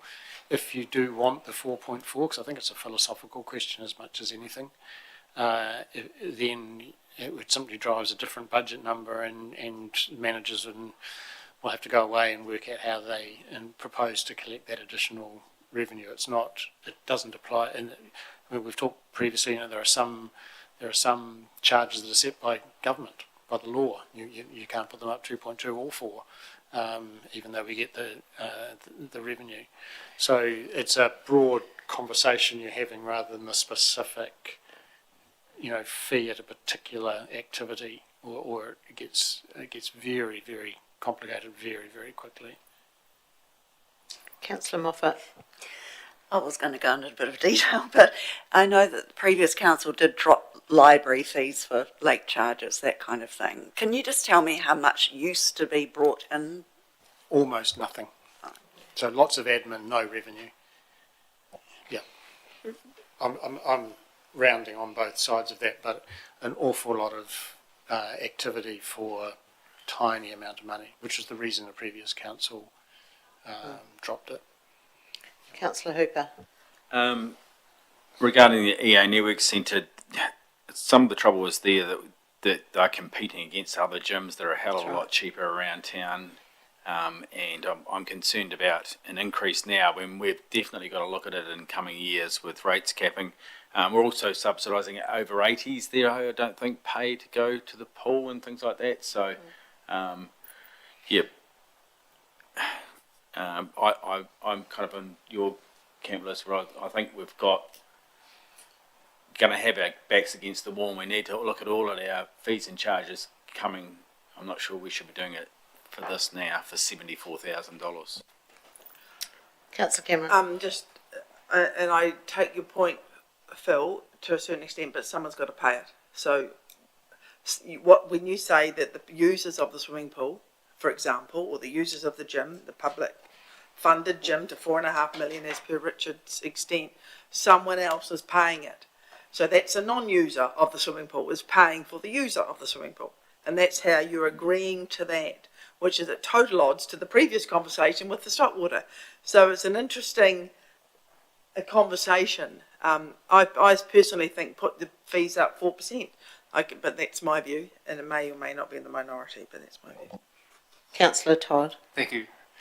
I'm in favour of the 4% rise, or 4.4, whatever it is. I think we need to also have prices that encourage people to use our facilities. You know, if we go too high or whatever, then you're going to discourage people from using them. So I think we need to be fair. So you're 4.4 or 2 so currently we've got the 2.2% in our fees and charges. So 2.2 is a minimum for everything, Yep. but there's some fees that are going up more than that as That's right. signal. And so we asked for some indication on what double that would look like, and that was a 4.4. Okay. So I'll get a bit of a show of hands. Who is happy to leave at the 2.2 increase? And who would like to put it up to 4.4? Okay. Thank you. We're just going to go back, just in the memo, we had the finance resourcing, a couple of lines there. Hamish, do you want to speak to this? Yes, I think at the last workshop, given the matters we were dealing with to compile this budget, there was a conversation around the lines of whether or not an additional resource in the finance team made sense to us. And I recall Helen answered that she didn't think that resource should take priority over the number of other pressure points in the business, and that she didn't see that it was should gazump those other cases that had been made. A number of councillors spoke to me informally after that meeting about their concern that may not address some system issues in the finance area quickly enough. And so I had a subsequent conversation with Helen around we should enable elected members to debate it, and while we respected Helen's perspective at not trying to get ahead of other needs, in the end this was a need, and it should be for elected members to allocate resource, and that she shouldn't feel she should say no on the basis of other priorities. So we are not proposing to swap out this resource for something else. So this is an additional resource now included in the budget over and above the requests and cases that were already in there. So this isn't changing priorities. It is simply reflecting the feedback that was received, and that it's entirely fair and appropriate for perhaps council to debate that additional resource rather than just leaving it where it was at the last meeting. We think that the provision in the budget would enable us to have a very capable person to do some troubleshooting, to report directly to Helen, to be someone who can continue to examine systems and uncover things that could be improved, quite separately from the existing capability and capacity in the finance team to do those things. So it's now in this budget, and fairly now for councillors to debate, given the suggestion came from councillors in the first instance. And including this in the budget hasn't changed our overall. How's it been funded? It's not coming from reserves or anything like that. No, it's treated as core OPEX, which flows through the overheads and hits each of the different activities. Okay. Yeah. So, the rate... It's funded by however the activity is funded. So it is definitely more money. Yeah. But we're just trying to reflect the debate that it was generated by councillors, and comments that were received after the initial answer, which came from councillors. So this seems to be driven around this table more than from staff, so that's where it should be resolved in our view. Councillor Moffat. So would that just be for additional staff member, or would that include training and upskilling for current staff in the finance? An additional resource, a new staff member. No upskilling at all of current staff? No, well, that will be an inevitable result of having someone doing the troubleshooting work. But this money is not for training courses; it's for a new staff member. And it's a permanent position. Yeah, Councillor Cameron. We have a latent vacancy rate, don't we, in the organisation? To Sarah might be best placed to answer. Yes, we do. Sarah, can I know what that is, please? Sarah might be able to answer the actual rate, but we budget for 97% of the full establishment, other than the network centre, where you can't manage the pool facility with not having the resource available.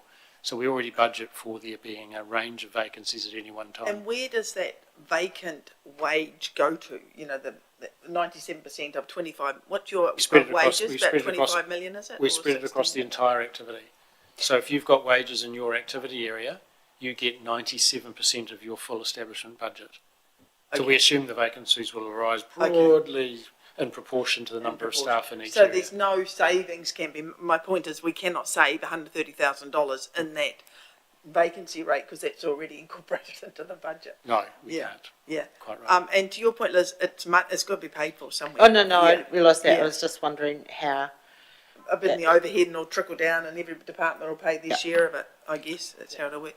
I'll reserve my comment for later, but you can probably get the gist. Councillor Maxwell. So this person who would helping the accounts team, so this is going to help you untangle some of the instances we've had since our short time for me being in council, where we've suddenly got surprises we never knew we had, and the big ones. So I'm taking it that overall, although we would spend this money now, that person will help work towards making sure some of those surprises don't happen again, so that end up saving us a lot of money. Yeah, that would be the great result at the end of it. I see it as a person who's not tied up in the core delivery of doing things like annual reports and annual plans, and I can throw these problems at them without distracting my staff from doing their other jobs. Not only untangle, but put the correct systems and processes in place and train people across the org wherever that sits to make sure that it's right and it's documented going forward. Councillor Ellis. Thank you. I'm allowed to speak in favour of it at this stage, or give and your and opinion. I do see this role ultimately leading to cost savings for us if our some of those people running various departments around the council have some extra training that they can call on instantly, almost when they're getting into an area that may exceed where their level is right at this stage. Will certainly assist in us getting our budgets correct and looking forward, and we won't have to go digging for money where we're into deficit. But yeah, I'll be blunt. Finance for me has been a problem for the last few years in council, and I think resource is what's needed to sort it out. So I would encourage this. Councillor Gilkison. Thank you. I'm just trying to think long term on this one, and I don't know if this is a question or not, but is it a knee-jerk reaction? Because once everything is kind of untangled and the systems, you've kind of got everything in the right place, is it still needed after that? And where's the benefit there? Hamish. I think the future will resolve itself via all sorts of changes that inevitably occur in an organisation this size around people. So people do decide to leave, and the opportunity to rethink things presents itself in any number of ways over a period of time. We think that if we're going to do this, it makes much more sense to have a permanent role to attract highly capable talent to do the role well. And over time, if the need becomes less, then there will be opportunities to rationalise over time. Yeah, I guess it's just, maybe speaking to Councillor Cameron's point is, you keep adding people, but people don't really seem to drop off. So I take your point, but I think in practice I'm not really sure that happens. But I'm on the fence, to be fair. Councillor Wilson. I support the adding of resources into an area which has been underperforming, not the current group. I think in the past it has, because we've seen some of the things coming out, so it's been underperforming. So I support that, because what you're doing is throwing resources where you need to. But when you throw resources at something, you take them away from an underperformer or another area to reallocate them, so that in the future, when you've solved that problem, you can then reallocate them somewhere else. You don't just add more, spend more, because. So I would have thought that we can find this money from within the organisation elsewhere. If it is a few percent here, a few percents here, this resource will mean that in the future those different departments should be performing better and have a better control of their costs. Therefore, they'll get more work done for less money. So just chucking more money at it doesn't work unless you put more money. But you've got to have some tension somewhere else in the organisation to make this work. So I would have thought we could find the money from internally from other areas. Councillor Todd. Thank you, Madam Chair. I speak in favour of this idea. If we're better resourced, then we get better results. I suppose what's proposed can't be done by AI or computer programs or something like that. It's a person that needs to do the job. I suppose that's my question. Yeah. Okay. Councillor Cameron. Thank you. When we mooted this idea, we were going to take it from savings from elsewhere. So it's a little bit of a segue from Richard's comment and Deb's, in that I don't think we mooted the idea, and we support and acknowledge the benefit of having, because we have the advantage of a tremendous finance group now, but I don't think at the time we mooted the idea to take on extra staff, given that we've just denied a 2.2% increase in fees in our fees and charges, so that would have paid for half it anyway. So this is another, that makes it $200,000, you know, if you like, the actual gap. I think it's a lot. We also mooted the idea about 4 years ago, or might have been previous to that, about having a financial auditor. And I thought at the time that was a really good idea, and that hasn't come to what we thought it would come to because of difficulty getting staff. So I do acknowledge that the finance team are working incredibly hard, and I do acknowledge the value they give to the organisation as a whole, but I am not in support of them getting another person on board at the cost of around about $130,000. And without savings. this 130 is included in the 8.71%? It is. Okay. Thank you. Councillor Everest. Just a question, in terms of the 3 waters, we suggested we were going to employ a financial person specifically for that role. Yes. Does that free up any of our existing team that are currently doing that to help fulfil this role we're now talking about? Hamish. No, there is a need for that person to come in because of the new water regulated world of not only the ring fencing and setting the thing up, but with the Commerce Commission coming, which is a regulator we've never seen before. So we have an absolute need for a specific additional resource in the water space, which Council has previously considered and approved and gone into the water services delivery plan, etc., etc. So we don't see this this discussion related in any way to capacity freed up by the water accountant. The water accountant is needed because of the new work required. So Hamish, direct to you then, presumably we've had people in the water side of our business in the past that have been in the finance department. So what are they now going to do if that person is now superseded by a new person in 3 waters? Well, I think the best way to think of it is it's new work. So nobody has been dealing with the Commerce Commission previously because we never had to do that. We haven't had to ring fence water from the rest of council because it hasn't been a requirement. We haven't had to prepare a separate water services strategy separate from the annual plan because we've never had to do that. So I think better than it taking work that we've previously been doing and freeing people up, think much more about the new work. It is true that we used to strike water rates. We have just over 1 FTE doing rates. They're still going to have to do rates, whether there's water rates are ring fenced or whether they were included in a different manner in a historical rates invoice. So it doesn't free up the rates person from any work because the water's out of it. It really is a new regime and a new requirement. Councillor Hooper. Thank you. Ratepayers question me a lot about our staff numbers, and most of our senior councillors have questioned staff numbers in the past around the table, etc. I'm all about quality, not quantity. Helen has said to us that she's going to get her ship on course again, and I think we should trust her.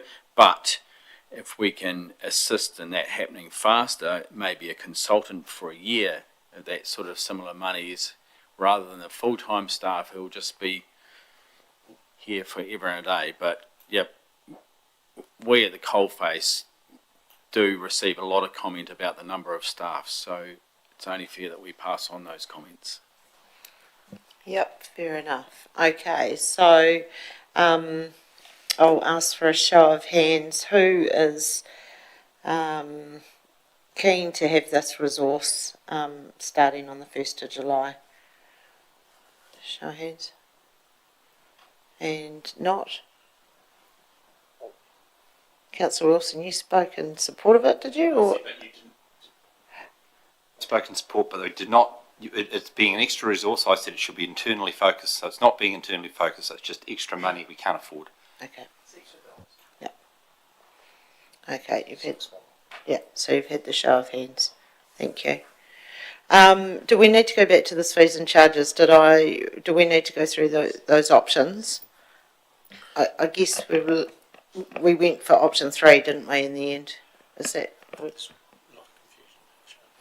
Oh, sorry. Show of hands. Have we? It's just announce the result. Oh, 6-4 for that. In fact. In favour. Yeah, sorry. I assumed everyone counted.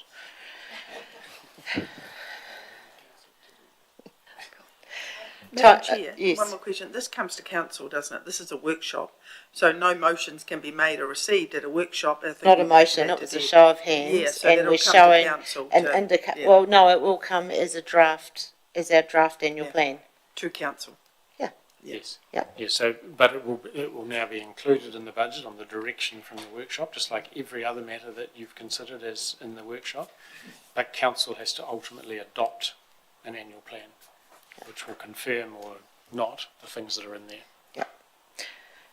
So going back to fees and charges, do we end up going, sorry, do you need more information from us?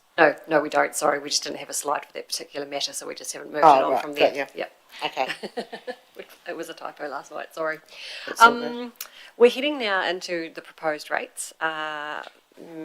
Should we have a cup of tea now? Possibly a grand idea. Yeah, okay. Well, 15 minutes and back here at 3:10. Thank you. Can I just ask one more question?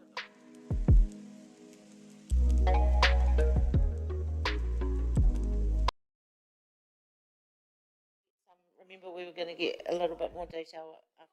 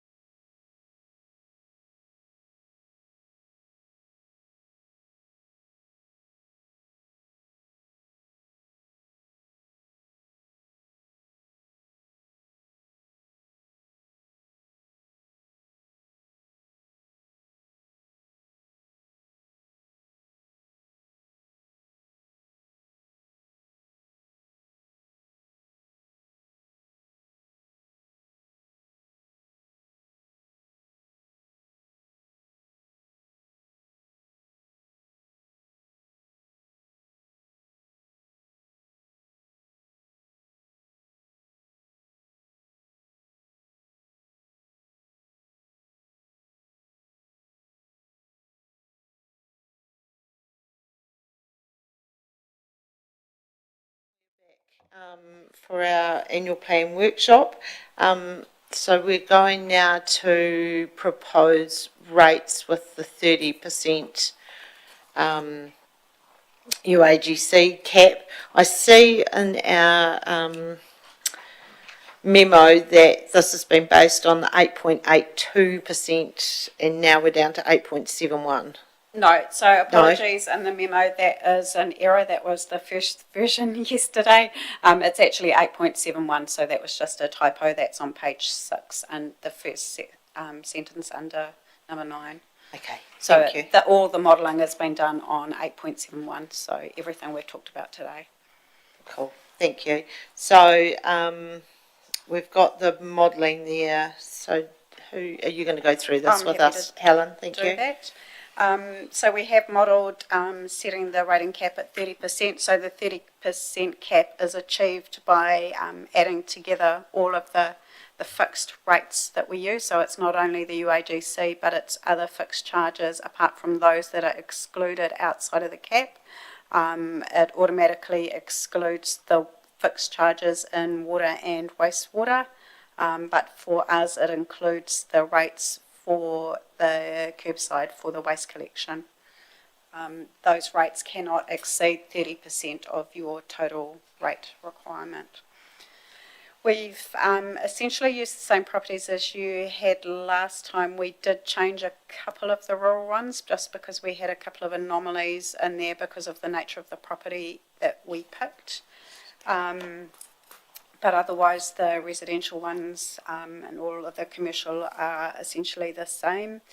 I think it tells quite a clear story. We know the average is 8.71, but within that 8.71 we do know that the burden of that increase lies clearly within essentially those fixed charges of the waters and the waste.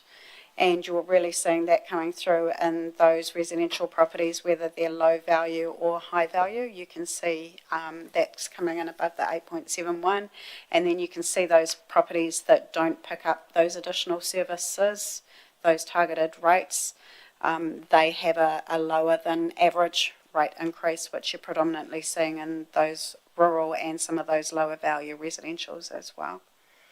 I've got a couple of questions. So Councillor Cameron, Can you, thank you, can you help me understand the roading rate? We did talk about a roading rate. Have you just teased that out per property for information, for clarity? Is that So why? where are you jumping to?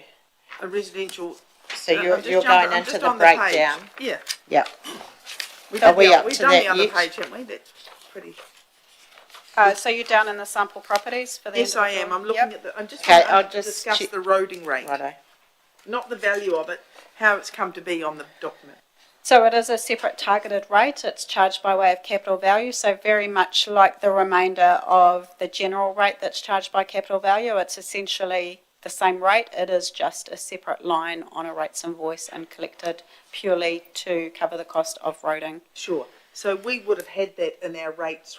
I'm just regardless, but now it's just got its own line, so people have some clarity around. We've always how- had it. We've always had it. Oh, okay. Always been its own Utterly line. consistent. Thank Yep. you. Years and years.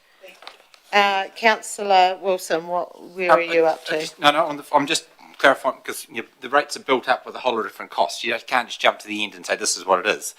So I wanted to look at the urban amenity rate. You've got it here at $350. Is that correct? So you're looking on the I'm looking at as part of the rates in urban. I'm concentrating is on the low value $420,000 urban house in Ashburton because they are the ones that will more than likely be struggling the most because of the low value house, high cost of living, young families and all that sort of stuff. So I'm just looking at how their rates are made up, and I know that their water rate's 816. I know their wastewater is 673. I know their rubbish is 476, and I assume from that the urban amenity is $350. And the UAG is 791. So the UAGC has actually dropped this year from last year. That's correct. So I'm looking at what's driving their rates. What's driving their rates? Their water has gone up.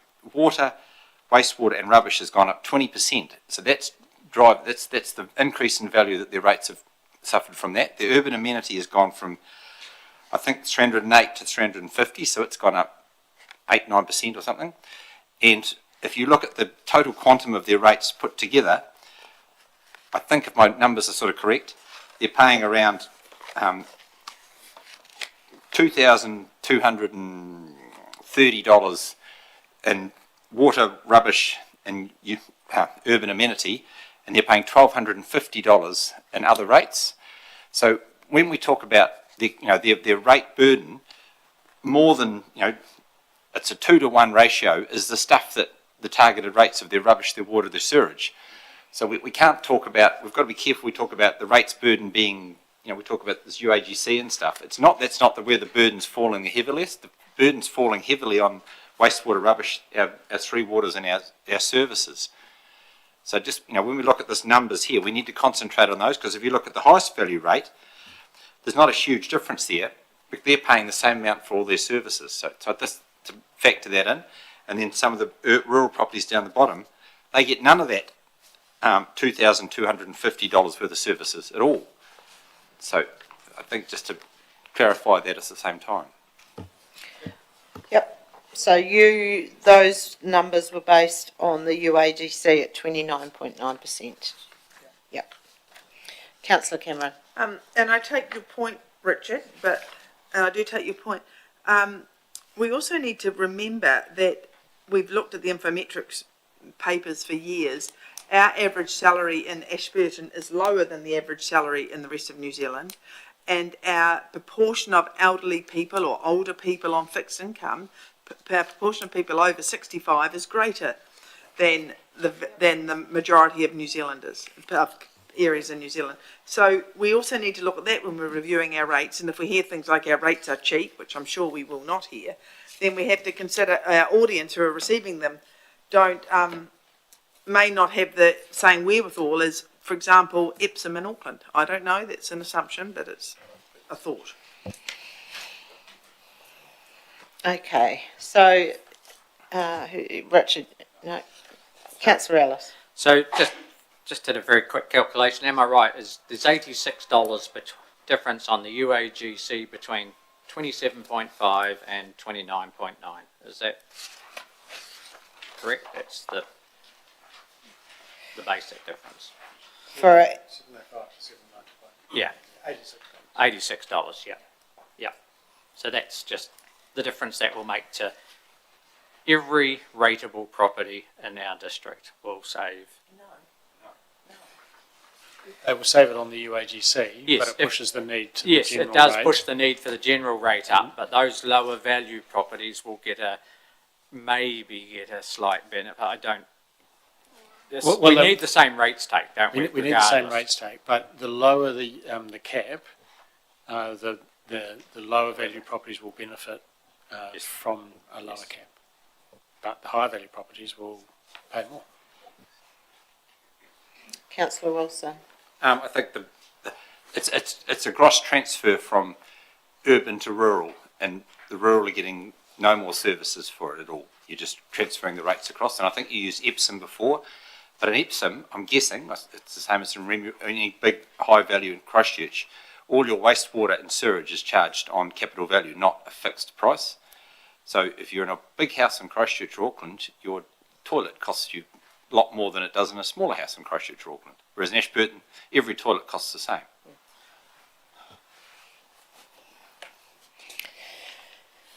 Okay, we've got all this information here. Is there anyone else? So what kind of decision or direction do you need from the council? Are you looking for UAGC keeping it 29.9, dropping it to 20? I mean, we've got examples of 27.5. Is there something else? Did I just see a timeout? This is all information Yeah. that you have access to. So we're leading to the pivotal moment in this workshop, which is about how you're feeling about everything that you know about the draft budget. So this is just information. Right. We're not seeking specific anything at the moment, because in the end we need to know whether council's comfortable with where the budget's at. Okay, Councillor Cameron. If we, thank you, through the chair, if we review all our business proposals that we have supported, what is the total that they come to and what has the impact been of those proposals on our rates? What, business cases? Business cases. Okay. What, proposals or cases, they're saying. They're called business cases here. We will have to go and do that work. I haven't seen a summary list of that, and I do recall that a number of those business cases were supported but were funded from non-rates revenue. So the business cases are not all impacting on this. Some are funded from targeted rates, like the water. Some are funded from more general rates. So we'd have to do a piece of work. At the moment, the ones that you have discussed and approved are included in the budget. So if I can summarise, Mayor Liz, we've had 2 new full-time employees, is that correct? The Lakewood person and the accountancy person? Has there been any additional staff members? Water. The water's outside though, and that's planned for. The accounting person, today's one, yeah, plus the Lakewood. There's been the ones that have gone through the water services plan already. There are some in the consenting area, the building and resource consents, which are covered by fees and charges. There's the asset system role in the property area, which is covered by the property reserve. There was the IT one, which was covered by the depreciation funding. So is that about 5 full-time employees with the exception of the water? I think it is if I add them all up. We'll go and do that accurately. But the key thing is, as you're considering it in terms of a rate increase, that many of those are not contributing to the rate increase. I think all the staff that we did not want any staff to go out of reserves. I think we discussed that. I think the staff people, the new employees are not coming out of reserves. We've had no direction to that effect. Yeah, we did. We had that discussion here with regards to. That was the one. That was the Lakewood. Lakewood staff. But that's the only one that was suggested come out of reserves. Nobody else came out of reserves. No, Helen just described where the other ones were coming from. Yeah, the property role that supports the asset management system that you've approved as the business case, that is to look after the properties and the asset system for the properties. So all of the property team are funded from property revenue and essentially the property reserve. So it's being treated exactly the same as funding for the likes of Renee's role. Okay, so all of the property team is out of reserves, out of the property reserves. Thank you. Councillor Everest. Just a couple of clarification questions. We're talking about UAGC, and if I look, say, at the Ashburton Residential High or Low, it doesn't matter which one, but let's just look at the high one. The 823 divided by 4,500 is 17%. So are we talking about a 29% UAG across the whole of the catchment? Or how do you get your 30%? You can only have fixed charges, excluding water, as 30% of your total rate take. So it's only, so for those 2 examples, for Ashburton High and Ashburton Residential Low, it's 17 and 22. Because it has to accommodate the fixed charge for Yeah, solid that's okay. waste. So I just wanted to understand. Yeah. And then, so when we move through to rural, question of clarification. So when we go to large rural, we charge 5 UAGCs for a large, and we charge 3 for a medium and 1 for a small. Is that? We charge it per household. So if the large has 5 houses on it, that's why it's got 5 charges. That's what I was just asking. So, thank you. Councillor Wilson. I again would draw everybody's to attention that the UAGC is actually dropping this year because we effectively have more households across the district. Therefore, that spread of the EA centre and that is being spread slightly further. We've trimmed in our costs, some of our costs, which goes through the zero budgeting that we've done on one side, but our costs have all fallen in the rubbish, the water, and the sewerage, and the urban amenity, which is driven by Lakewood.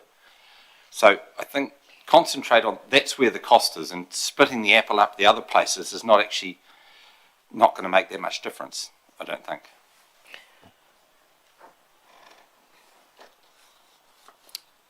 So does everyone understand the UAGC at or 29.9%.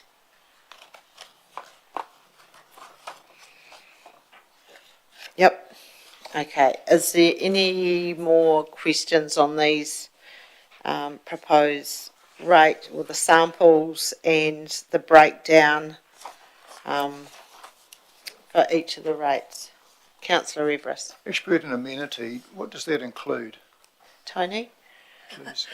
Thank you, through the chair. So that includes stormwater, it includes your open spaces, it includes footpaths. Lakehood? Lakehood comes into your urban amenity as well. The main? Some of the halls, so Timward Hall and Timward Domain, they're all falling into the urban amenity as well. Okay, Yeah, so it's it kind of a doesn't just cover Lakewood, as councillor Wilson indicated, in fact, it covers a whole heap of things. Many. Okay, Yes. And rural amenity includes all the rural reserves, rural halls. Correct. And likewise, the Etc. Rakaya amenity picks up those aspects in Rakaya, and the same with Methven.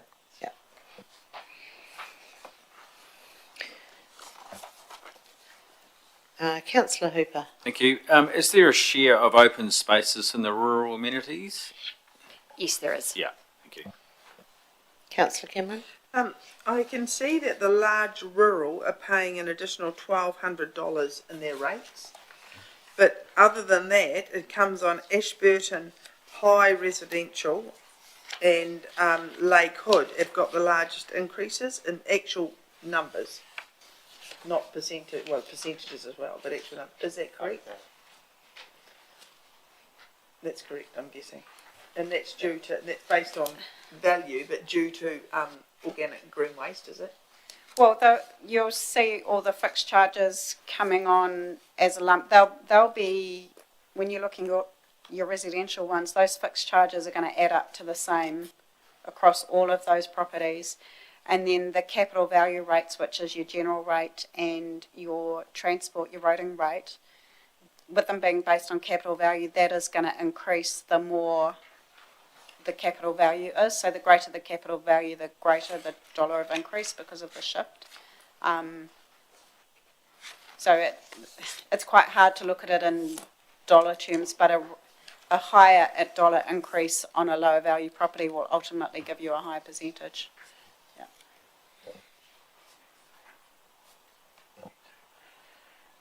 Okay.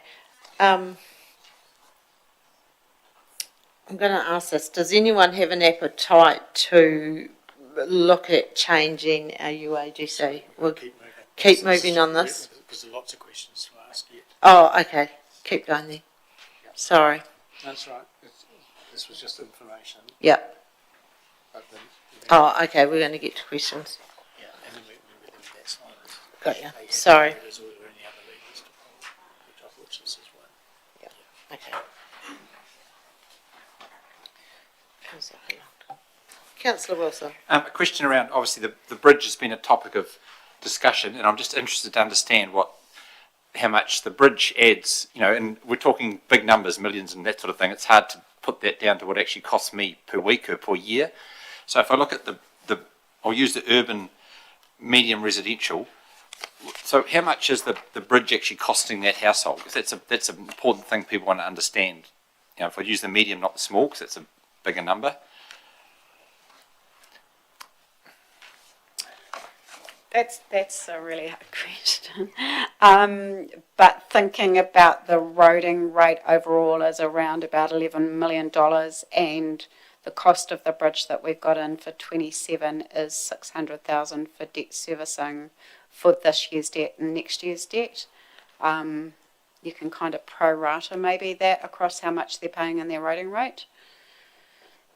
So if I looked at the Ashburton residential medium, 790,000, the eroding rate is going up $20, is that right? Yep. That's correct? Yeah. Yep. And if I look at the rural, rural, we'll go large then, the eroding rate is going up, where's it? $732. $732. So when we talk about the bridge costing us a lot in the rates, it's actually, it's, for the urban person, it's not a huge number. Is that a fair comment? Well, without having to judge huge, it's definitely smaller than in the rural area because it's based on value, based on capital value. So it's always going to be less in the lower valued properties. Councillor Ellis. Thank you. Just some clarification, because we had a workshop on the roading DC for that new road. And so are we going to, if we incorporate that, that obviously changes these figures because that road is in here. So just, yeah. We wouldn't look to change these figures. What we would do for the collection of the DC revenue is we would accelerate the debt repayment on the bridge, so it would reduce the debt that we're carrying. So it would have a quicker benefit, I suppose. Yeah. Yeah. Okay. So, and when I saw it somewhere, it's later in this, we're going to talk about that DC, is it? Yeah, through the chair, yes. So next week we have a workshop scheduled to go through that DC work further, but it is mentioned as part of our thinking in and around consultation. Yep. Thank you. Okay. Councillor Cameron. If we have to keep under a cap next year of 4%, is it 2 to 4%? It won't be next year. 2029 is when the rates capping would have to be in, yeah. And that, yep. Well, rather than say it won't be, it's not in the legislature. There's no piece of legislation yet to drive it. It's an idea. It would be almost impossible for the government to pass it, given it's not even drafted as legislation, and have it effective from 1 July 27. The idea was that it would be introduced by 1 July 29.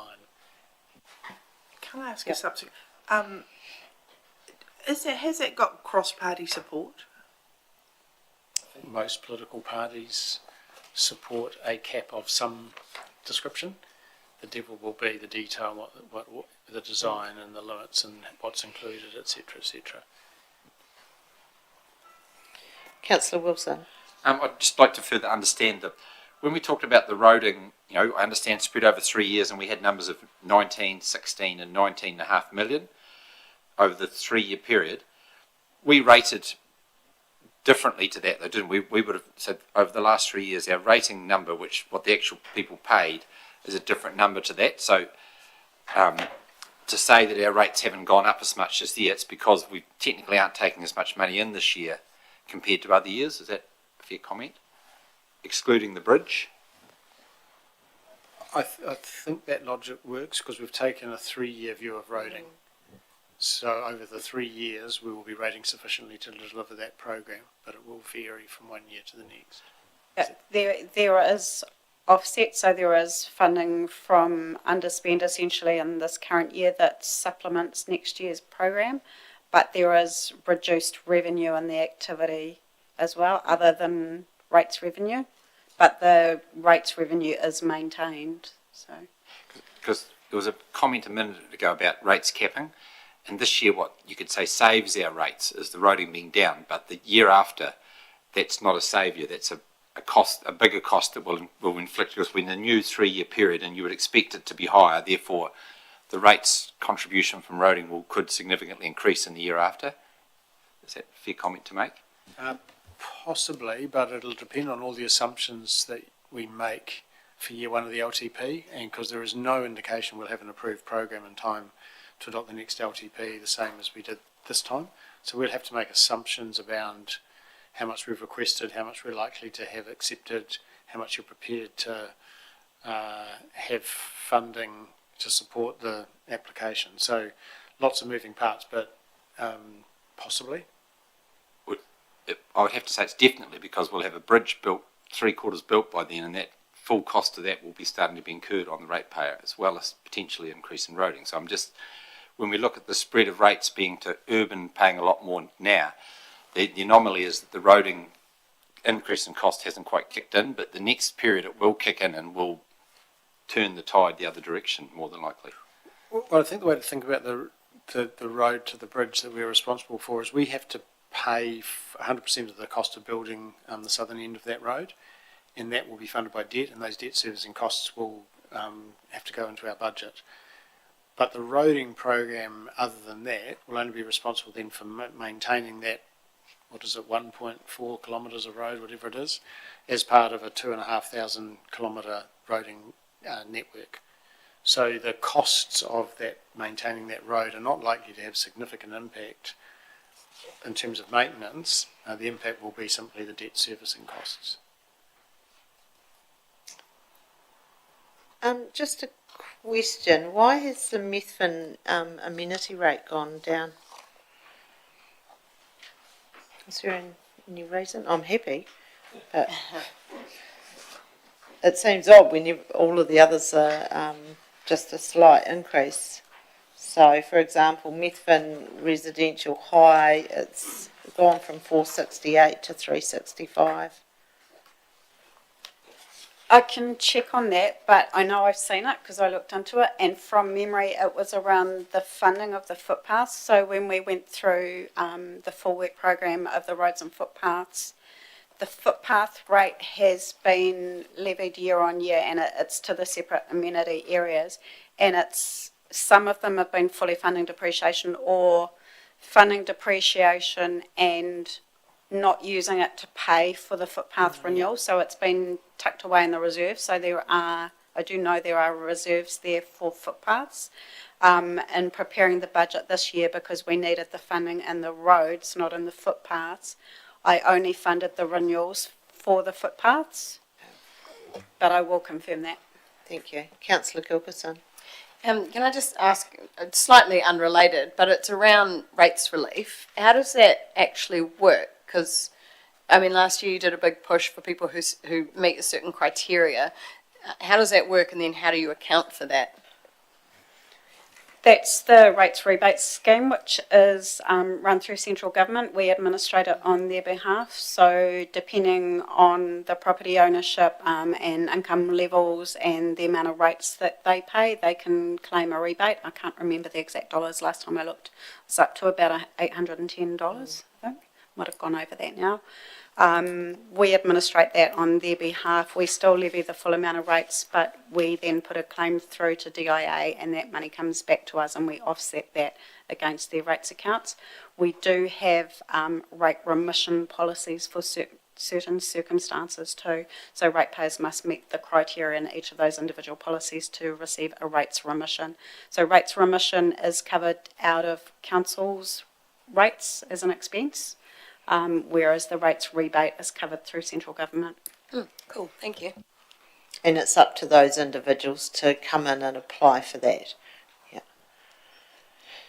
Okay, any other questions on the sample properties?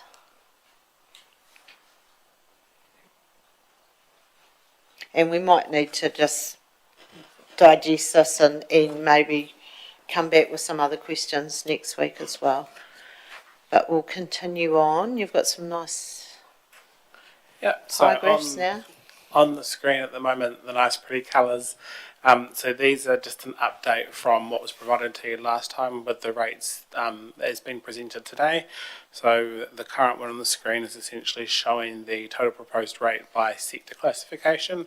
So this sort of shows that residential properties pay roughly 58%, of the total rating requirement, and then as you kind of progress around to the left, you can see that there's a smaller share on the other sectors.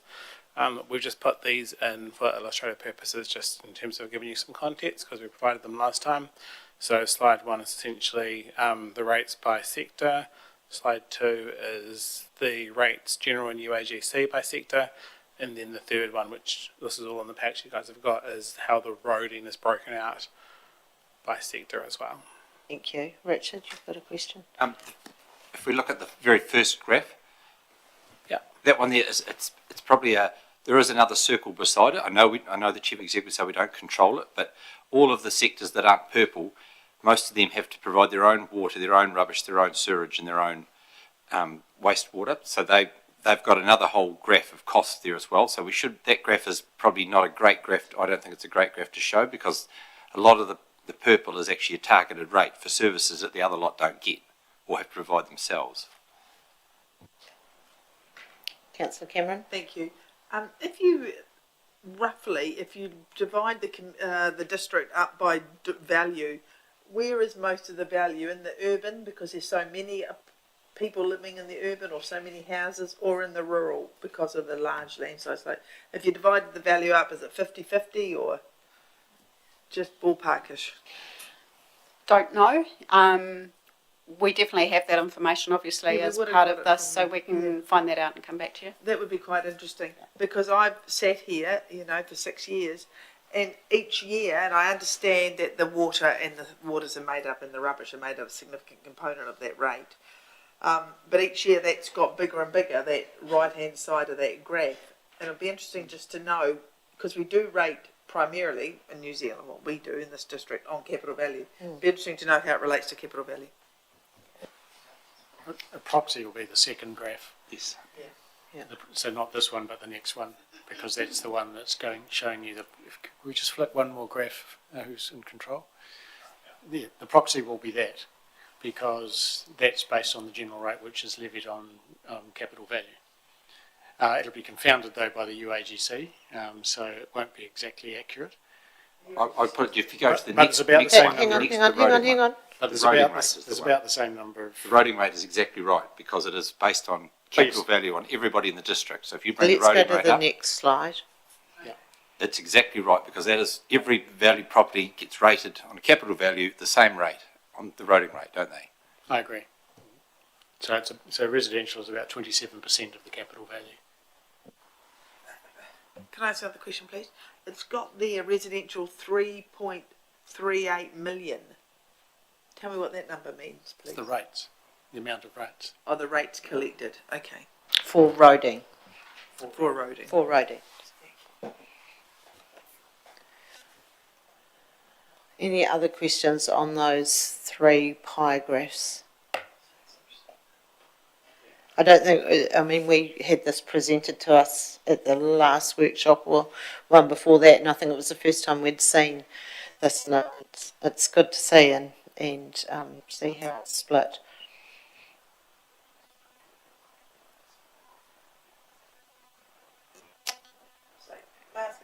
Yes.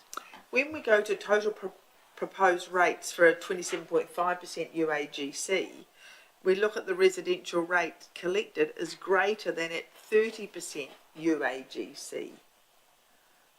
Are you looking at the pie graph on the graph? I might not be quite. It's 40.4 versus. I thought it's 40.9. So this is on our memo. Yeah. So this graph is one versus pie graph 1 versus pie graph 4, and I thought that the UAGC, if it was lower, would benefit people in lower costing, lower valuation properties. But it doesn't, and I assume that urban dweller has lower valuation properties. It could all be a wrong assumption. I just don't follow that.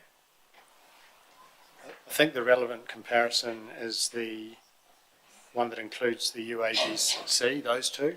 So under 30% residential pays 12.05 million, and under 27.5% they pay 11.47 million. So a reduction in the rate. Oh, okay. 12.05. So I'm looking at the wrong ones. So it's the second pie graph in both. Second pie graph. Second pie graph in each, each appendix. So appendix A, you've got the pie graph. Oh, that's the second one. Oh, that's the second one, yeah. You've got total proposed general rates and UAGC. 12 million. Yeah, on page 11, and then if you go to page 13, the bottom graph, you're comparing those two. Which is 11.47. Yeah. I mean, that's going the right way, but I thought it would be much less. I don't know. Yeah. Probably a bit like the 76,000 that we'd get if we put the fees and charges up 2%. Need I remind everybody? Yeah. Okay, any more questions, comments on those pie graphs? And thank you for putting those together, because very clear. Carolyn, you still got your camera on? Light on. Got the camera on. Next steps. Okay. Lovely. Oh, here we go. So here we are. This is where we're at your mercy. We've got the draft annual budget to the position that it's in now. There are some levers you may want to consider pushing or pulling.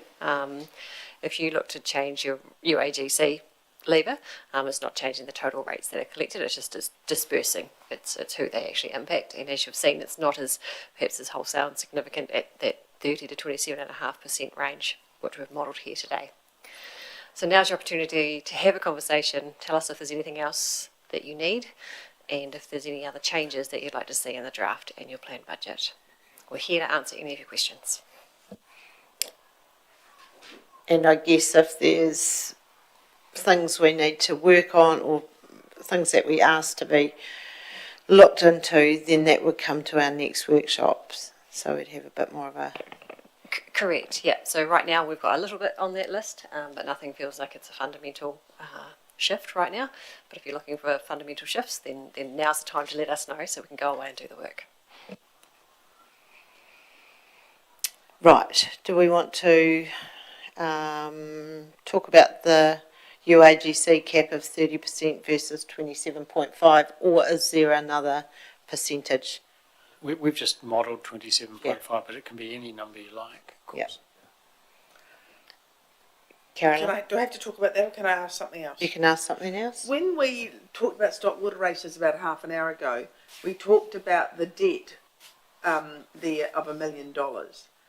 So I consider that we've kicked the can down the road to deal with that when we exit stock water as to how we're going to manage that debt, because that has to be repaid, that reserve. Is there anything else that we don't know that we have to look at in the future? Like, I mean, that's already burdensome, repaying that somehow, or rather, I don't know how that would be done.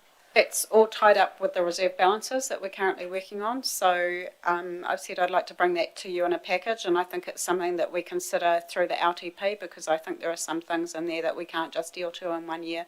We need to know what the LTP looks like and then incorporate those into that. Yep. The bridge, which we've discussed, the second Ashburton Bridge, the road, that is, we put that in plan and that's in budget for this year, and that's in those rates for this year in the roading rate. For next year, that will go up a lot because the turning of the sod's been pushed back a wee bit, I think, and we've got to pay for all that at some stage. So for next year, that'll go up a wee bit. Is that, what are we proposing? For 2028, so the first year of the next LTP will include a principal repayment on the $20 million that we have in this year's budget, which will be additional, and then interest on any remainder if there's further costs in there that will need to come in as well. Yes, that's the right answer. The 20 million is just the amount that NZTA have suggested goes in this 12-month budget. It isn't the total cost of the road. We don't know yet what the total cost of the road will be.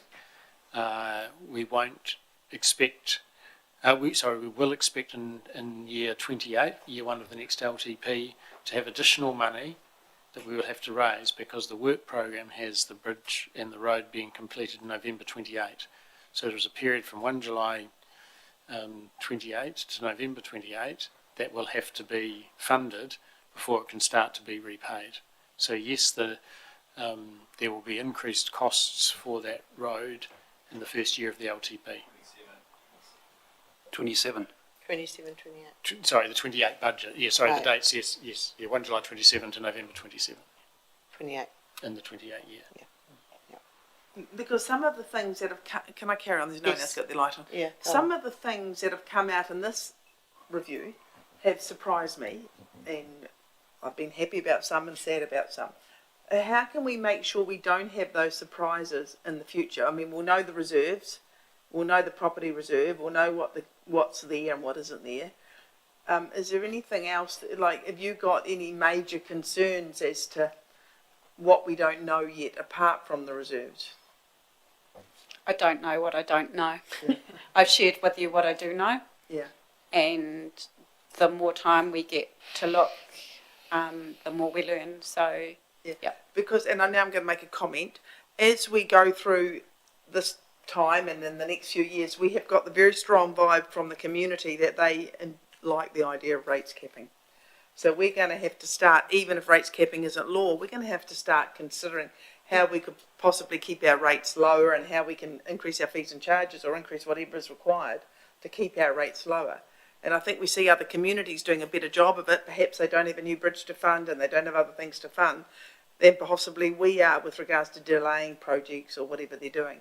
And I think we just have to bear that in mind as a group. We can't keep saying yes, yes, yes. And rates cap, when the community have said we like rates capping. And that's where the LTP is going to be so important with some of the projects going forward and what's already in years 4 to 10 and whether they still need to be go ahead or not. Councillor Wilson. Hey, Mrs. Mayor, Mr. Mayor. What am I? Liz. Liz Late today. today. I'm very concerned with this budget in that we've just talked about rates capping, and the one big factor in it that's coming forward is we've just talked about the bridge. If we say 20 million, say if we put over 40 years and just flat mortgage it, that's 500,000, that's roughly 1% on our roading budget, plus the interest is another 1%, plus whatever other costs we have, which will be other costs associated with it. That all goes on to roading, which falls within the rates cap. So there you've almost breached the rates cap before you started, because the 3-year plan we had before, that was a fixed 3 years ago, and we bring out a new plan. You would hope that we get a substantial lift in that just through inflation and cost. Otherwise, our roading network will be going backwards at a huge rate of knots. So that roading increase, it will eat all of the rates cap that were allowed, plus more, just in that one area. And then add on to that other areas. So I think to talk about rates cap today with this budget is silly, because this budget doesn't do anything. It's actually bad for rates cap in this district, because we've kept the quantum low when we should be, in a way, thinking about making the quantum bigger. So you're talking about the 30% versus something less, or you're talking about I'm the talking 2 point, about the 30%, proposed? I think 30% should stay where it is. Yep. Because I don't think it makes material difference, but I feel that we talked about happy with this, and I say not particularly happy with it because it's not building the picture of rates capping. We're keeping our rates number. We've reduced roading because, and I feel we've kept roading. We're happy it's down, but we're happy it's down because it's kept our 8.8%, and because several of the other rates are going up by 20%. So that's covering them over effectively, and that comes out. The urban rates are going up at 10%. That's expressed there. But next year we're putting ourselves in a terrible position for the next rates year.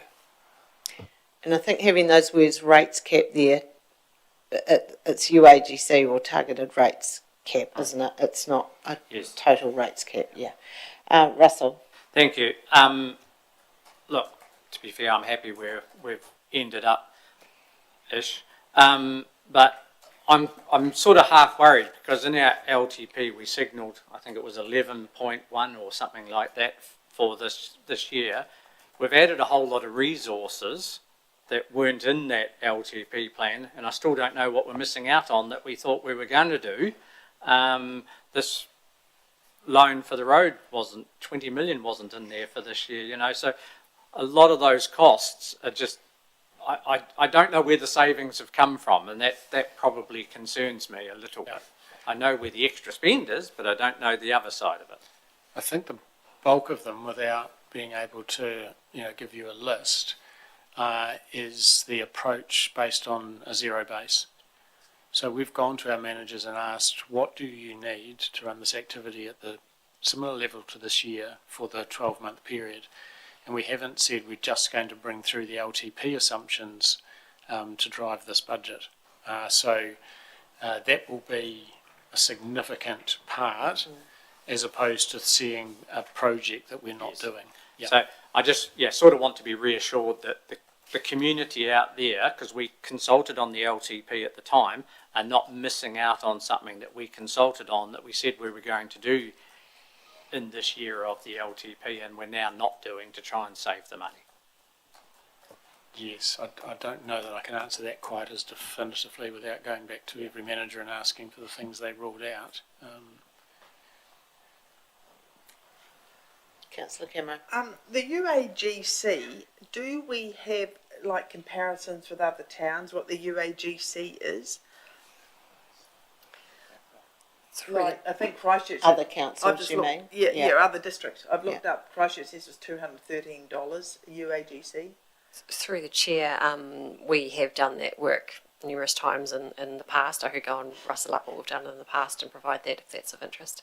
We haven't done any current work on that. It is of interest because that's the first question on your board. Yes, but it's of interest, but what others do for their own reasons is we're not privy to all the rationales, debates and other decision-making processes they follow to get to where they get to. So it is of interest, but it's not a definitive determinant to what we do. If we look at the lower residential in Ashburton, what would the rates be with a UAGC of, say, well, you've gone to 27.5, which is 2.5 difference, but if it was like 15%. We haven't done that work. Can I just comment that the UAGC and the setting of the cap is really subjective across all councils, and it comes back to how they set their revenue and financing policy. At New Plymouth, our council set our rates cap essentially at 5%, so the UAGC was very different to what we're setting here, so it makes those comparisons really hard because it's not only that amount of rates, but it's how all of the other rates are cut across those properties as well, because they may or may not have multiple other targeted rates, which may be fixed charges or may not be. And I believe there are some councils that don't even have a UAGC. Councillor Everest. So just looking for clarity that the reserve funds that we have used in our budget do exist and are cash. I know we're still waiting for those reserve funds to be established, but the funds that we actually have yet withdrawn for the purpose of this budget, they do exist. Correct. So the main one in that space is the property reserve, and that does. Yep. Thank you. Okay, is there any appetite to decrease the UAGC cap? Richard? I'll answer that first. No, I have one other comment I'd like to make. If we're talking about the $425,000 Ashburton residential low rate, if you look at their rate increase of, I think it's 10%, is it? Of that, $191 of that rate increase is due to rubbish. Yep. So you take 191 and divide that by their total rate. That's a massive proportion of their rate increase. So it's their rates. The rates haven't gone up. It's just a couple of things that everybody gets that have gone up heaps. And so I don't think we've done a bad job on the rates. It's just some of the costs have blown out, is the word I'd use, that's what's causing the lift. If we didn't have the rubbish and we didn't have the water, we'd be getting very low. Correct. Well, Russell? remembering we went out for consultation on this FOGO bin service and overwhelming support from people who wanted it. 80% or more, I think? Yeah, it was. Yeah. It was 82 or something, 80-something% of people in favour of wanting that service. So here is now the reality of their wish. And I have a private green bin, and I spend $20 each time it's emptied. So I guess if you put that into context, I'd only have to put it out 10 times for the year to get the value that this FOGO service is adding. Yeah.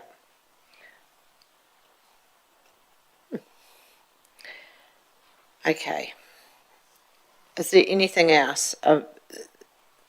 There's one thing, and I'll so. Can I, before you summarise, Yeah. may I say something? I'd like to see, just to reiterate, the cost of the business, I'm not allowed to say proposals, what was it? Business cases. Business cases. I'd like to see what they come from and where they're funded.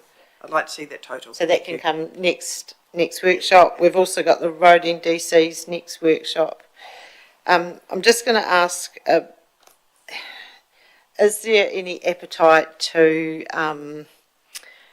look at the amount that we're spending on our grants and funding, to decrease that at all? Just putting it out there. It's a tricky one. Councillor Hooper, did you have your light on? Turned it Yeah, off pretty wasn't quick? for that question. No. But I'm just thinking there's a couple of sort of bigger items that we could look at. I mean, it's just a discussion. We don't, not saying yes or no. Councillor Maxwell? Just as a question, because, you know, not being here before, are the grants oversubscribed each year, or are we tracking or we reserve? Tony? There's no reserve. Right. Oversubscribed. Yeah. Councillor Wilson? We did technically reduce them by not putting inflation on them, so we didn't increase them to what number? Sorry, was the number? We didn't increase them by that. So yes, they haven't been inflated this year. They've been held at the 25, 26 levels. Correct. Thanks, Richard. Councillor Cameron? No, I don't think we should decrease our grants. Good. It's about the only thing that everybody can have a go at. Yeah.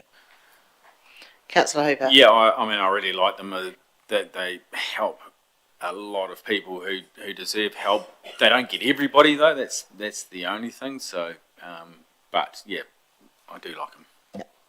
Councillor Todd? I suppose I'm trending to approving the overall proposed rate increase. So obviously, I'm happy to keep in the grants. Yep. No, thank you. I just wanted to ask that question because. Yep. Is there anything else that anyone would like to bring up? So we're going to be looking at business cases. We're going to be looking at the roading DCs, which will be separate. Everyone seems quite happy on that UAGC of 30%. Councillor Hooper? Well, I mean, if I'm representing all of Mid-Canterbury, but talking about my friends over in Tynwald, then I'm looking at the 27.5%, aren't I? Because on the front page, I'm looking at for a low residential Ashburton house, an 8.84% rise compared with 27.5% compared to 10.61% with 29.9%. Am I reading this right? Whereas a large rural, I mean, they're at 29.9%, they're up 4.39%, but at 27.7%, that jumps up to 11.19%. And we So Rich is obviously going to say stick, whereas I'm going to say let's shuffle the cards and go with 27.5, thanks. And I guess we don't want to make this rural versus urban at all. I mean, we represent the whole district, so we have to look at that. Councillor Gilkison? I think that if we agree in principle, which this council has done, that everyone should pay for the services they consume, and that most of it has come from certain services that are within the urban area, then 30% makes sense to me. Also, I think with the rates rebate, I don't know how it works, but might mean we get more central government money. No, it goes. No? No, it's. What I'm rate saying pay- is the people who are really struggling will still have some relief, is what I mean. If they qualify. If So they there's qualify. there's a series But you of- would assume that the people really struggling are the ones who will qualify. I'll make that assumption. Yeah. Okay. Anything else, or we'll go to next steps, because I think we've got a bit of a chat about consultation now. Okay. Tony, Mark? Lovely, thank you. I'll just do a quick intro to this. This was based on the draft budget as it's currently standing. As you can see, there's a whole host of things that come in to our advice in and around this. We will be having to go and talk to the community around the DFC policy if we continue on that vein around introducing a roading DC. Anyway, that will have to happen. With the fee and charges that are caught under the Resource Management Act, we also have to consult on those. So those two pieces of work do have to happen. When we look at the balance of everything that we've been discussing, there's no single thing that triggers a mandate to consult on that annual plan. However, when you see it all together, we think there is a package of a conversation that could be worth having. But I'll hand over to Mark to go through the finer details of this. It's entirely your call, but this is our advice. Just quickly go to a question from When Caroline. I read Hamish sent the the notices about when the bridge, the finance for the bridge was appealed, you know, with regards to the design and the contract and all the rest of it. And in that it said, and I think Russell moved this motion, that we would go out to ask the community how we would fund that bridge. And that was moved subsequent to the conversation. So I think in good faith, we have said that we will consult on the funding of the bridge. Yes, we have said that. I think the issue is around timing, because for this annual plan we won't know the full cost of the bridge, and so we'll be talking about it in theory, but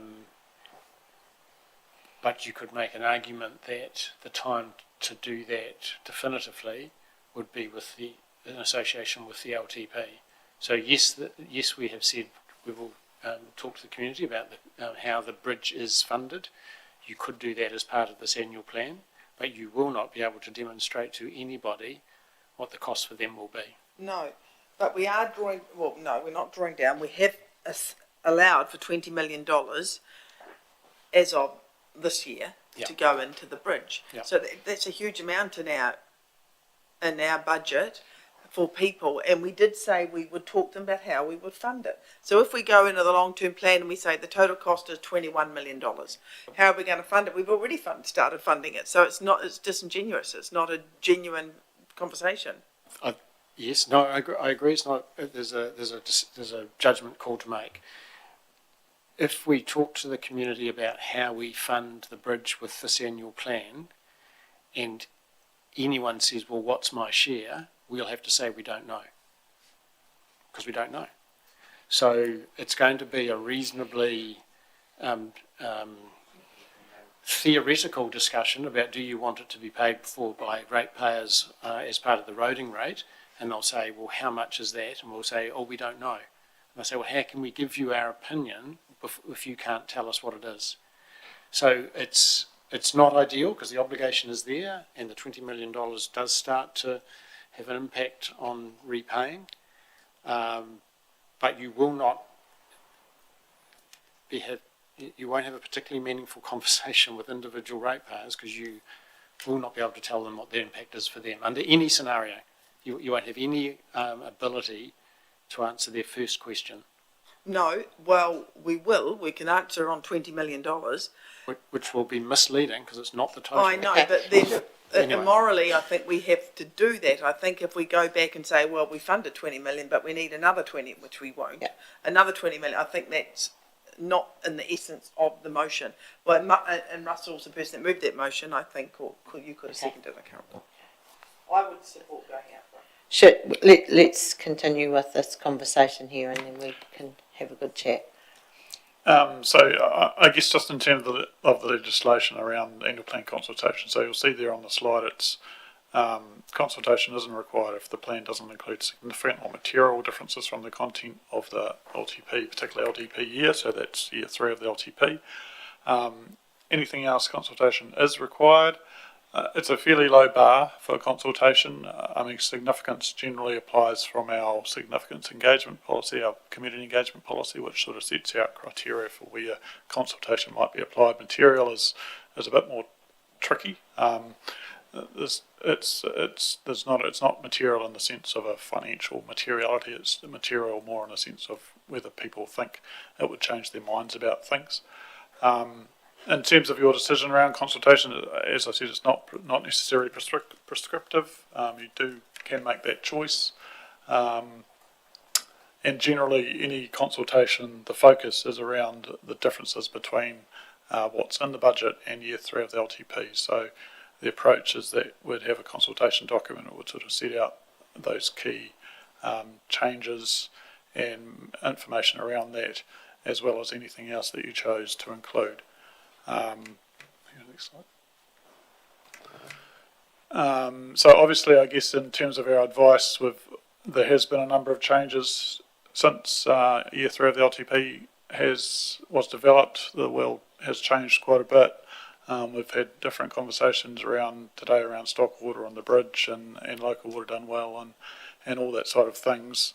In terms of your conversations that you've had during this process, you've identified changes to fees and charges. Some of those are relatively significant, including, I guess, I talk about a philosophy change up there, but I guess you've sort of signalled more being collected from that funding source, as well as Tony mentioned, the DC conversation, that will be part of it. So our advice, I guess, at this point is that we sort of wrap all of that into an annual plan consultation, particularly focusing on the fees and charges and the DC component, but also explaining some of the broader annual plan program, what's planned. And I guess it gives you a bit of an opportunity also to talk about those 3 big projects that are coming up, where you're at with it, what's intended going forward, and also feeding into the long-term plan. In terms of the talk about the bridge, you're correct in that you've identified that you want to consult on that. Our advice is, at this point, is that we hold off until the LTP for that, and associated with the revenue and financing policy conversation, because part of that conversation is around the tools that you might use to fund that, whether there's different tools associated with that you're not currently using to fund it. That's part of that conversation. You may end up at the same position, but that's the sort of conversation that we need to have.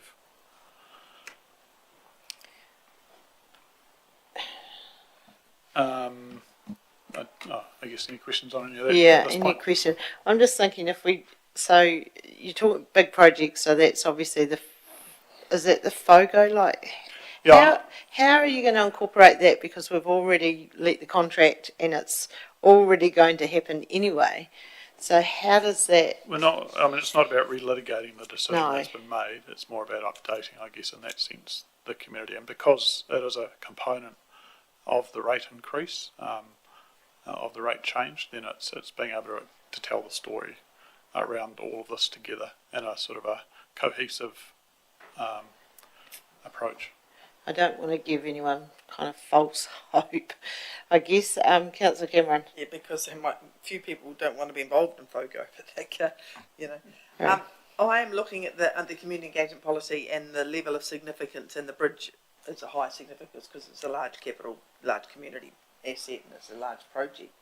And I take Hamish's point that we don't know the actual price, but we know a ballpark plus or minus 20%, I am assuming. Well, we should, because it'll be massive if it's not. I still feel very uncomfortable if we go out and consult with the community and we've raised the money and we're putting it on the rates and we're paying it back, and we haven't actually asked them how they want to pay it. I mean, that's not what we said in our motion. That's not what we said, and I feel that that's not right. Yep, Councillor Everest. I've just got 2 questions. How much staff time is involved in the consultation process? I could use words like extensive and a lot. I thought you might, Mr. C. There is effort to consult the community, and there'll be effort required from councillors to be part of that process. We have to prepare a consultation document. We have to go through that process, encourage the community to get engaged in that process. I don't know if we've got an assessment of time or effort required. I've heard in the past we have talked about the cost of consultation as potentially in the region of $20,000 to run that exercise. But how do we answer it? There's effort required. That's I guess my question was about the effort rather than the dollars, I'll have to say. Just thinking about where we're going. But as a community, we tend to get consultation overrun, I guess would be it's not the right word, but we've been done over so many times with consultation. And I really wonder whether we need to put our energies as a community into the long-term plan, which is actually thinking forward rather than actually just consuming and arguing about the last year of a long-term plan. And so I wonder whether we from my point of view, I'm actually wondering, and I understand where Councillor Cameron's coming from, but I understand in the absence of some of the information and that fact that that's going to be then available for the long-term plan, whether we're better to put a lot more energy from our community and our staff into that than we are meeting a requirement now. But I'm sure I'm wrong as a young boy. And it's up to us to decide whether we consult or not. Councillor Todd. Thank you. I believe that we do need to consult. I believe it's better to be proactive in this space. So and let the community have their say, which I'm sure they will. So I believe we are better to go and ask them. Councillor Ellis. The DC policy changes, weren't they around being able to charge a DC on the second Urban Bridge Road? Wasn't that the idea of that policy change? Yes. So by default then, aren't we doing consultation on the road and how we're funding it? That's one component of it, yes. I don't think it's the broader conversation that you were looking for. It's just one tool that you're going to use to help recover that funding. And because we don't currently have that as an option, it's about being able to have that as an option. While we make that change, people will ask that same question, well, how much is the road costing, surely? We can't just hide the road. No, I don't think the counter view is trying to hide it. I think the counter view is about timing. Yep. Okay. Anyone else have a view on consultation? Does the DC policy change trigger consultation? Yes. Yes. So we don't actually have a choice if we follow down that path. That's on the development contributions, Yes, not I the know, yes. not Not the on the whole plan. annual Not on plan, so you're not inviting comment on work programs and interest and Okay. things like All right. FOGA that we've already So consulted targeted. on, and all the rest of it is just that narrow conversation. Okay, I'll look for a show of hands. All those who would like to consult on the annual plan. Madam Chair, could we wait till the next workshop You and want see to what, wait? what comes out of that? Okay. 'Cause Well, no, we need to know this is. We're starting to get right up to the pointy end of things, as you'll see by the schedule that's in there. If we are having to go and get ready to consult, and I'm not quite sure what more information we've got to bring you that would change thinking. If we're off to prepare a consultation document, then yesterday was the day to start. And that's actually wrong, what's up there. But so the adoption of the CD is the 8th of April we're looking at, with a period of consultation from sort of mid-April to mid-May. So we do have a wee week up our sleeves. I mean, our challenge is that we need to prepare all this stuff and get it Yeah, I ready. know that. I mean, we've already sort of started doing some sketching out, but obviously there's timeframes that we have to meet. So the adoption for, if we're going to consult, the adoption is now the 8th of April. Yeah, so if you look And the at consultation period is when, from when? consultations 13th of April to 10th of May, sorry, the memo has the right dates in it.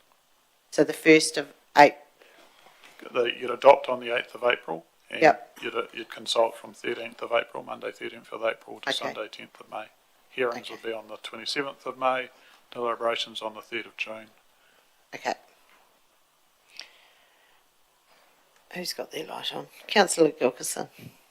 I think we do need to consult, and that's based on, I think there are a few things in there that could be said are materially different from the LTP Year 3. And I also think that in the political landscape that we're in currently, around rates capping and things like that, that if we have another way to tell the story, it probably makes sense. Even though it makes sense for us to wait till LTP, there are changes happening now, and I think that it's probably a good thing. Right, Councillor Hooper. Yeah, I'm all for transparency, but I also got a foot in Phil's camp, where I'd like to see some effort put into consultation around the long-term plan, but and not taking up staff time and more expense Is there, sorry to be a pain, Mark or Tony, can you give me just bullet points on what consultation headlines would be or topics would be if we went out fully?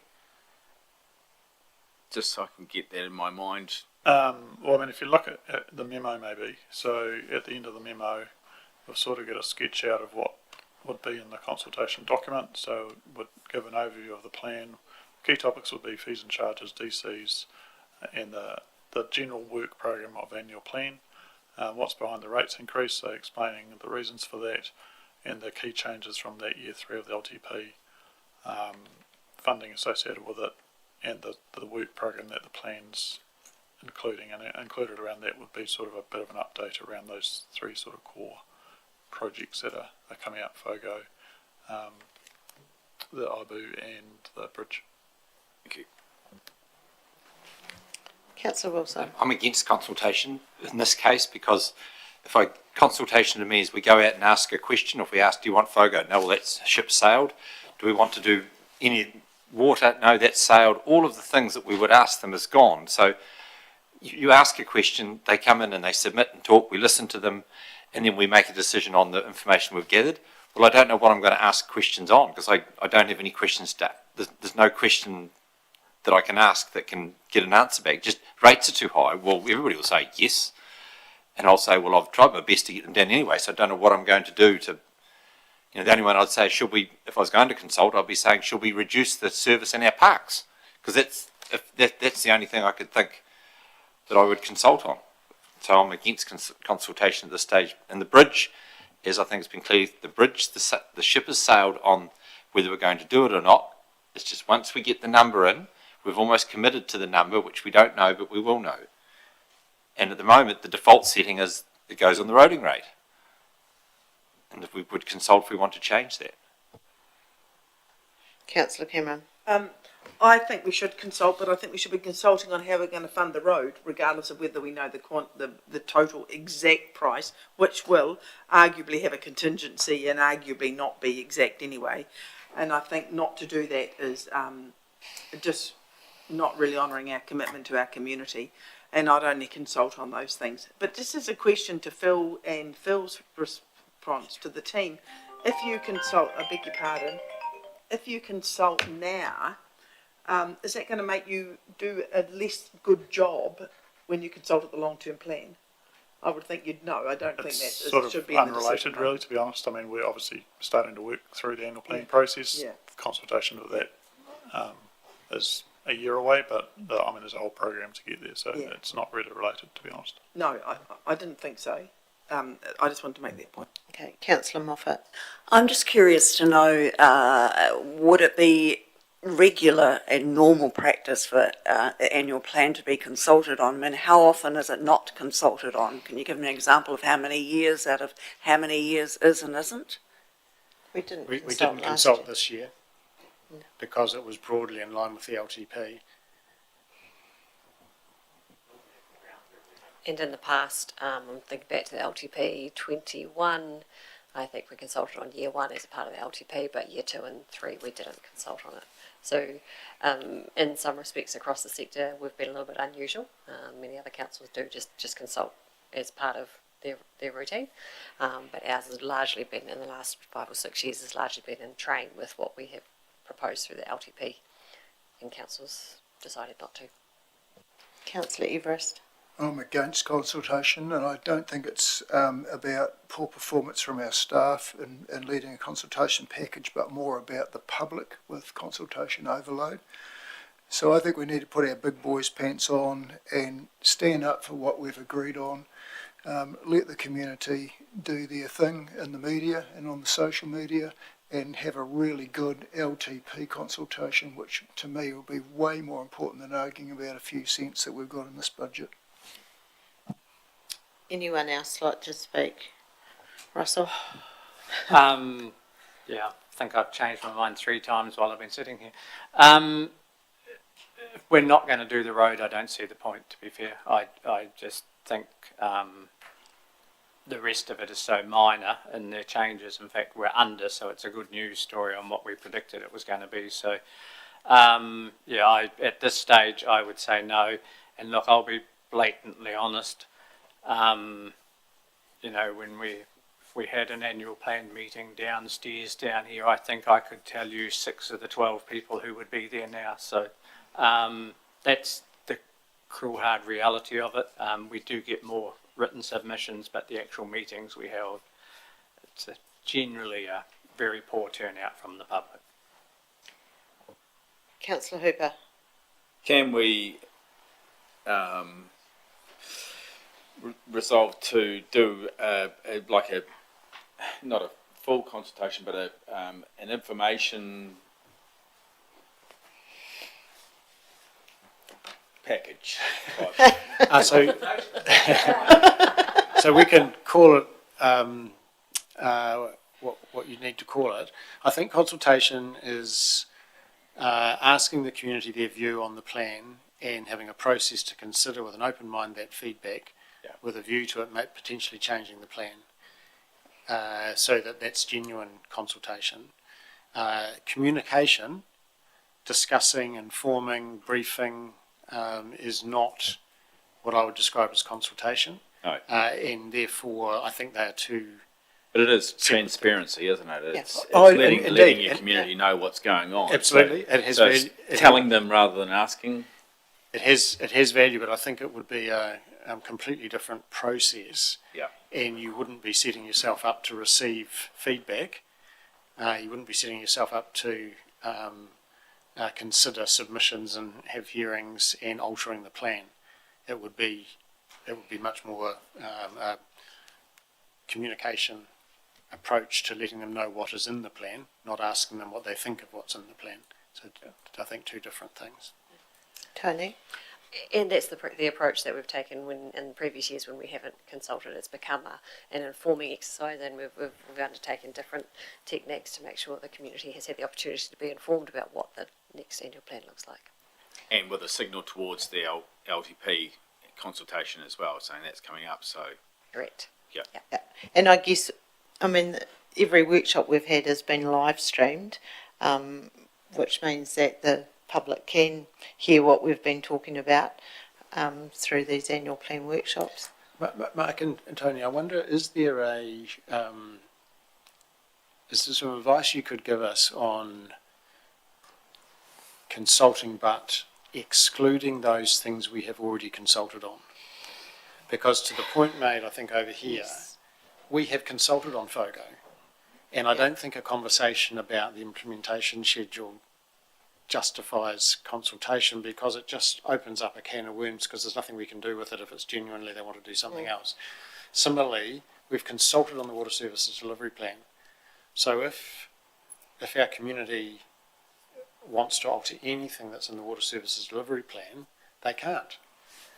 So if you put those things aside and specifically excluded them, is there a bulk of work in relation to the annual plan where we could consult to give effect to the desire to be transparent and have the conversation, but simply rule out those matters that have already been discussed with the community and have already gone through a process and which cannot realistically be altered through this process? i.e. we're wasting both ours but the community's time, effectively. Agree. I don't think we're suggesting that we're going to relitigate any of that stuff, but I guess the big thing for us is that a big part of the conversation in terms of where we've ended up with the annual plan. So really the question that we're asking is, do you support the annual plan as it's been prepared? It's not around those individual projects that have already been decided, which I know it's a bit chicken and egg type thing. But I guess my question though is, can we exclude some things because actually we're wasting their time? There's no point in telling us you don't want FOGO, or it's too expensive, or anything else. I don't think you can exclude it from the point of view of telling the story around where we've got to.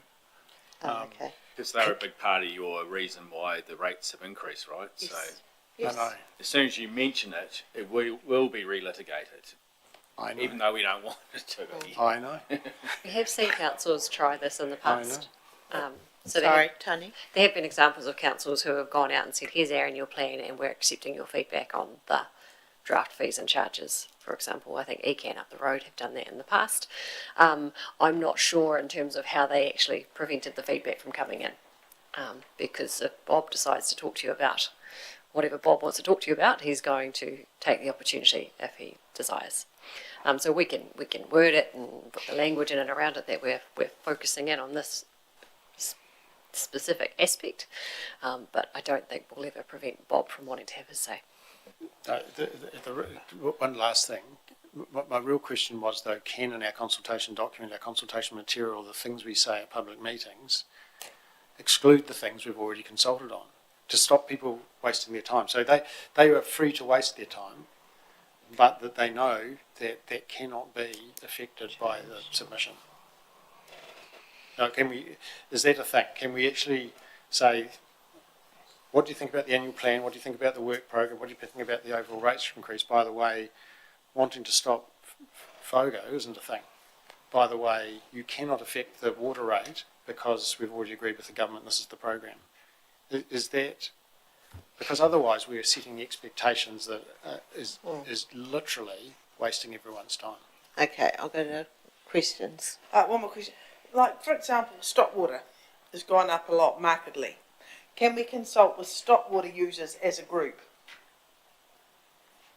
I mean, you can, but I guess part of the issue of doing that is that you do all these individual consultations. It actually creates more work. Okay, that's fine. Sorry, you go. To what end? So when you get the feedback that the rates are too high or they don't want the network to close, what are you going to do? Well, you're going to thank them for the submission. Pay the rates or close the rate. Yep. So that's information. You're not really seeking their view because it's already been done. And it's 1 year of stock water rates. So one more comment. Yeah. So there's a lot of things to consult on, but the one would be, have we decided not to consult on the funding of the bridge?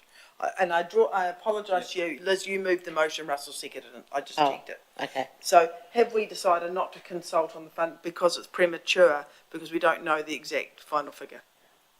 So we're going to start paying it and we haven't consulted on how we're going to pay it. That sits very uncomfortably with me. Councillor Moffat. I'd have a couple of concerns. One is if you do take out the green bins and, the road to the bridge, that may mean we don't reach the criteria for the material significance of consulting. Would that be right? Do you think that wouldn't then be materially of significance?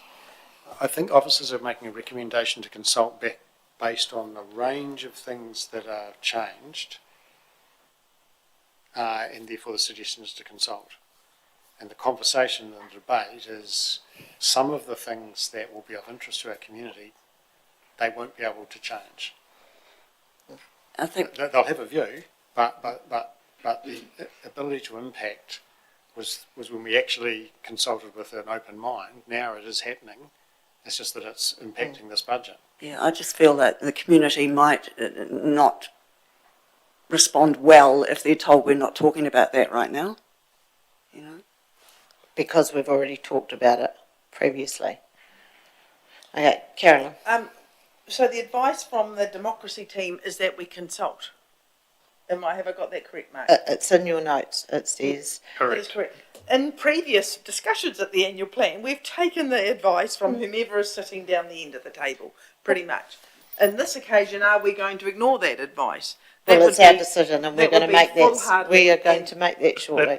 That's our advice, but it's your decision what you choose to do. I accept your advice, like we've accepted every other thing that's come from that end. So I can't see why we'd suddenly change our position on that matter suddenly at the 11th hour. But I want the bridge in it. Russell. Thank you. I'd like to ask councillors what they do. If we go out and consult and 92 cents for the stock water races, we get 300 people who oppose that, none who support it, what are you going to do? Because in reality, I don't know what the other choice is. So, we go into consultation with an open mind, but if you can't change what you've put in there, I don't know how you can do that. same as I'm very concerned. I'm very, very concerned if even we just talk about FOGO and the fact this is happening. So this is why your, rate on your house has gone up $200. I know what will happen. It'll just be relitigated. People will have a false expectation that we will be able to overturn our decision when the bins are about to be delivered to their door, because that'll be about the timing of it.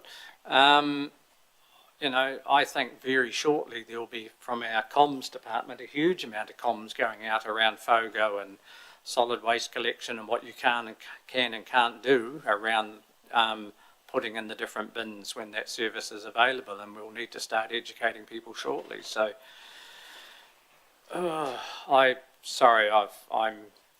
now at the stage of saying no to consultation, because I think it's very little we can change with an open mind. Councillor Maxwell. So I fully understand where the team down the end are for consultation, and I don't know why they want to do, I think I know why they want to do it and everything else.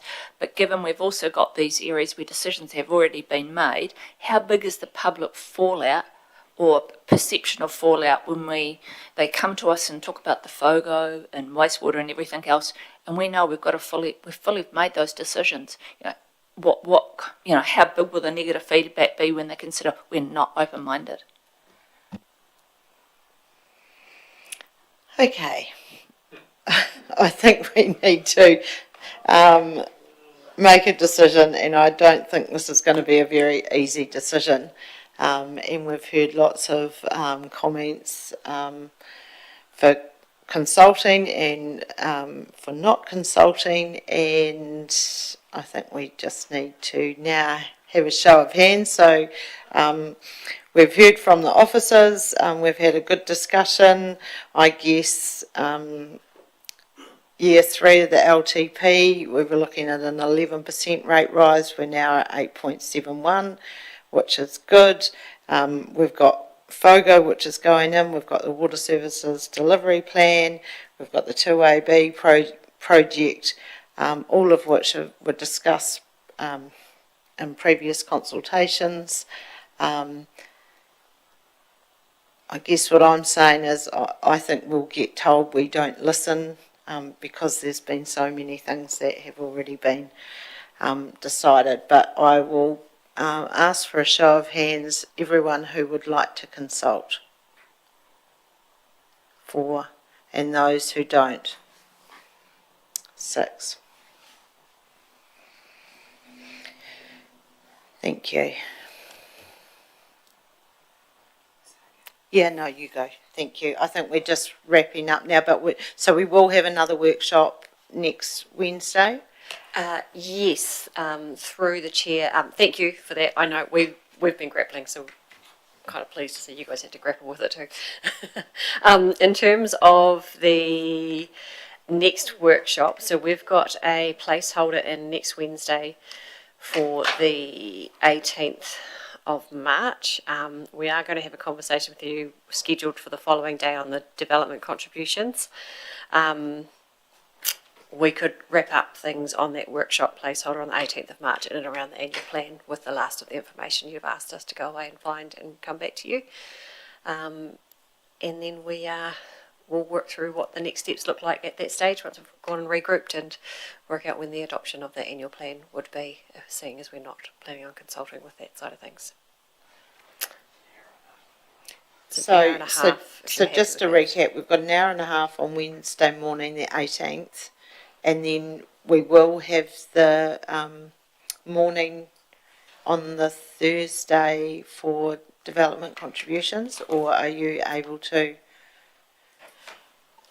I'm not sure if we're about to get through the development contributions within that hour and a half on the Wednesday. So I think my advice would be that we hold the DC conversation on Thursday the 19th. Let me just have a quick check. And I guess that just falls into some councillors' unavailability on the Thursday. So let's go for the 18th. We've got an hour and a half scheduled in there at this stage. Yes, that would be great if that's Yep. council's Thank you. leisure with that. Councillor Everest? So will that be the afternoon? No, that's the morning on the 18th of March, Wednesday. We've got a council meeting that day, so it's before that.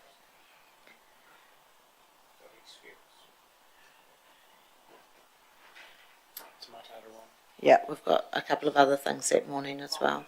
On the Wednesday, the 18th. Very full day. Okay, is there anything else? Helen?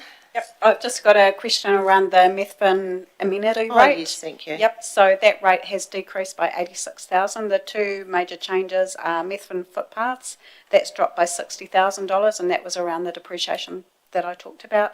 And the other one is around Methven stormwater, that's dropped by 20,000, and that was around funding depreciation renewals as well. Thank you. Anything else? Tony? No, that's everything from our side of things. Thank you very much. We appreciate your time. Yep, thank you all. I didn't expect us to go a full 4 hours, but we did very well. And we've made lots of tricky decisions along the way. So our next annual plan workshop will be on Wednesday morning at 10:15. Thank you.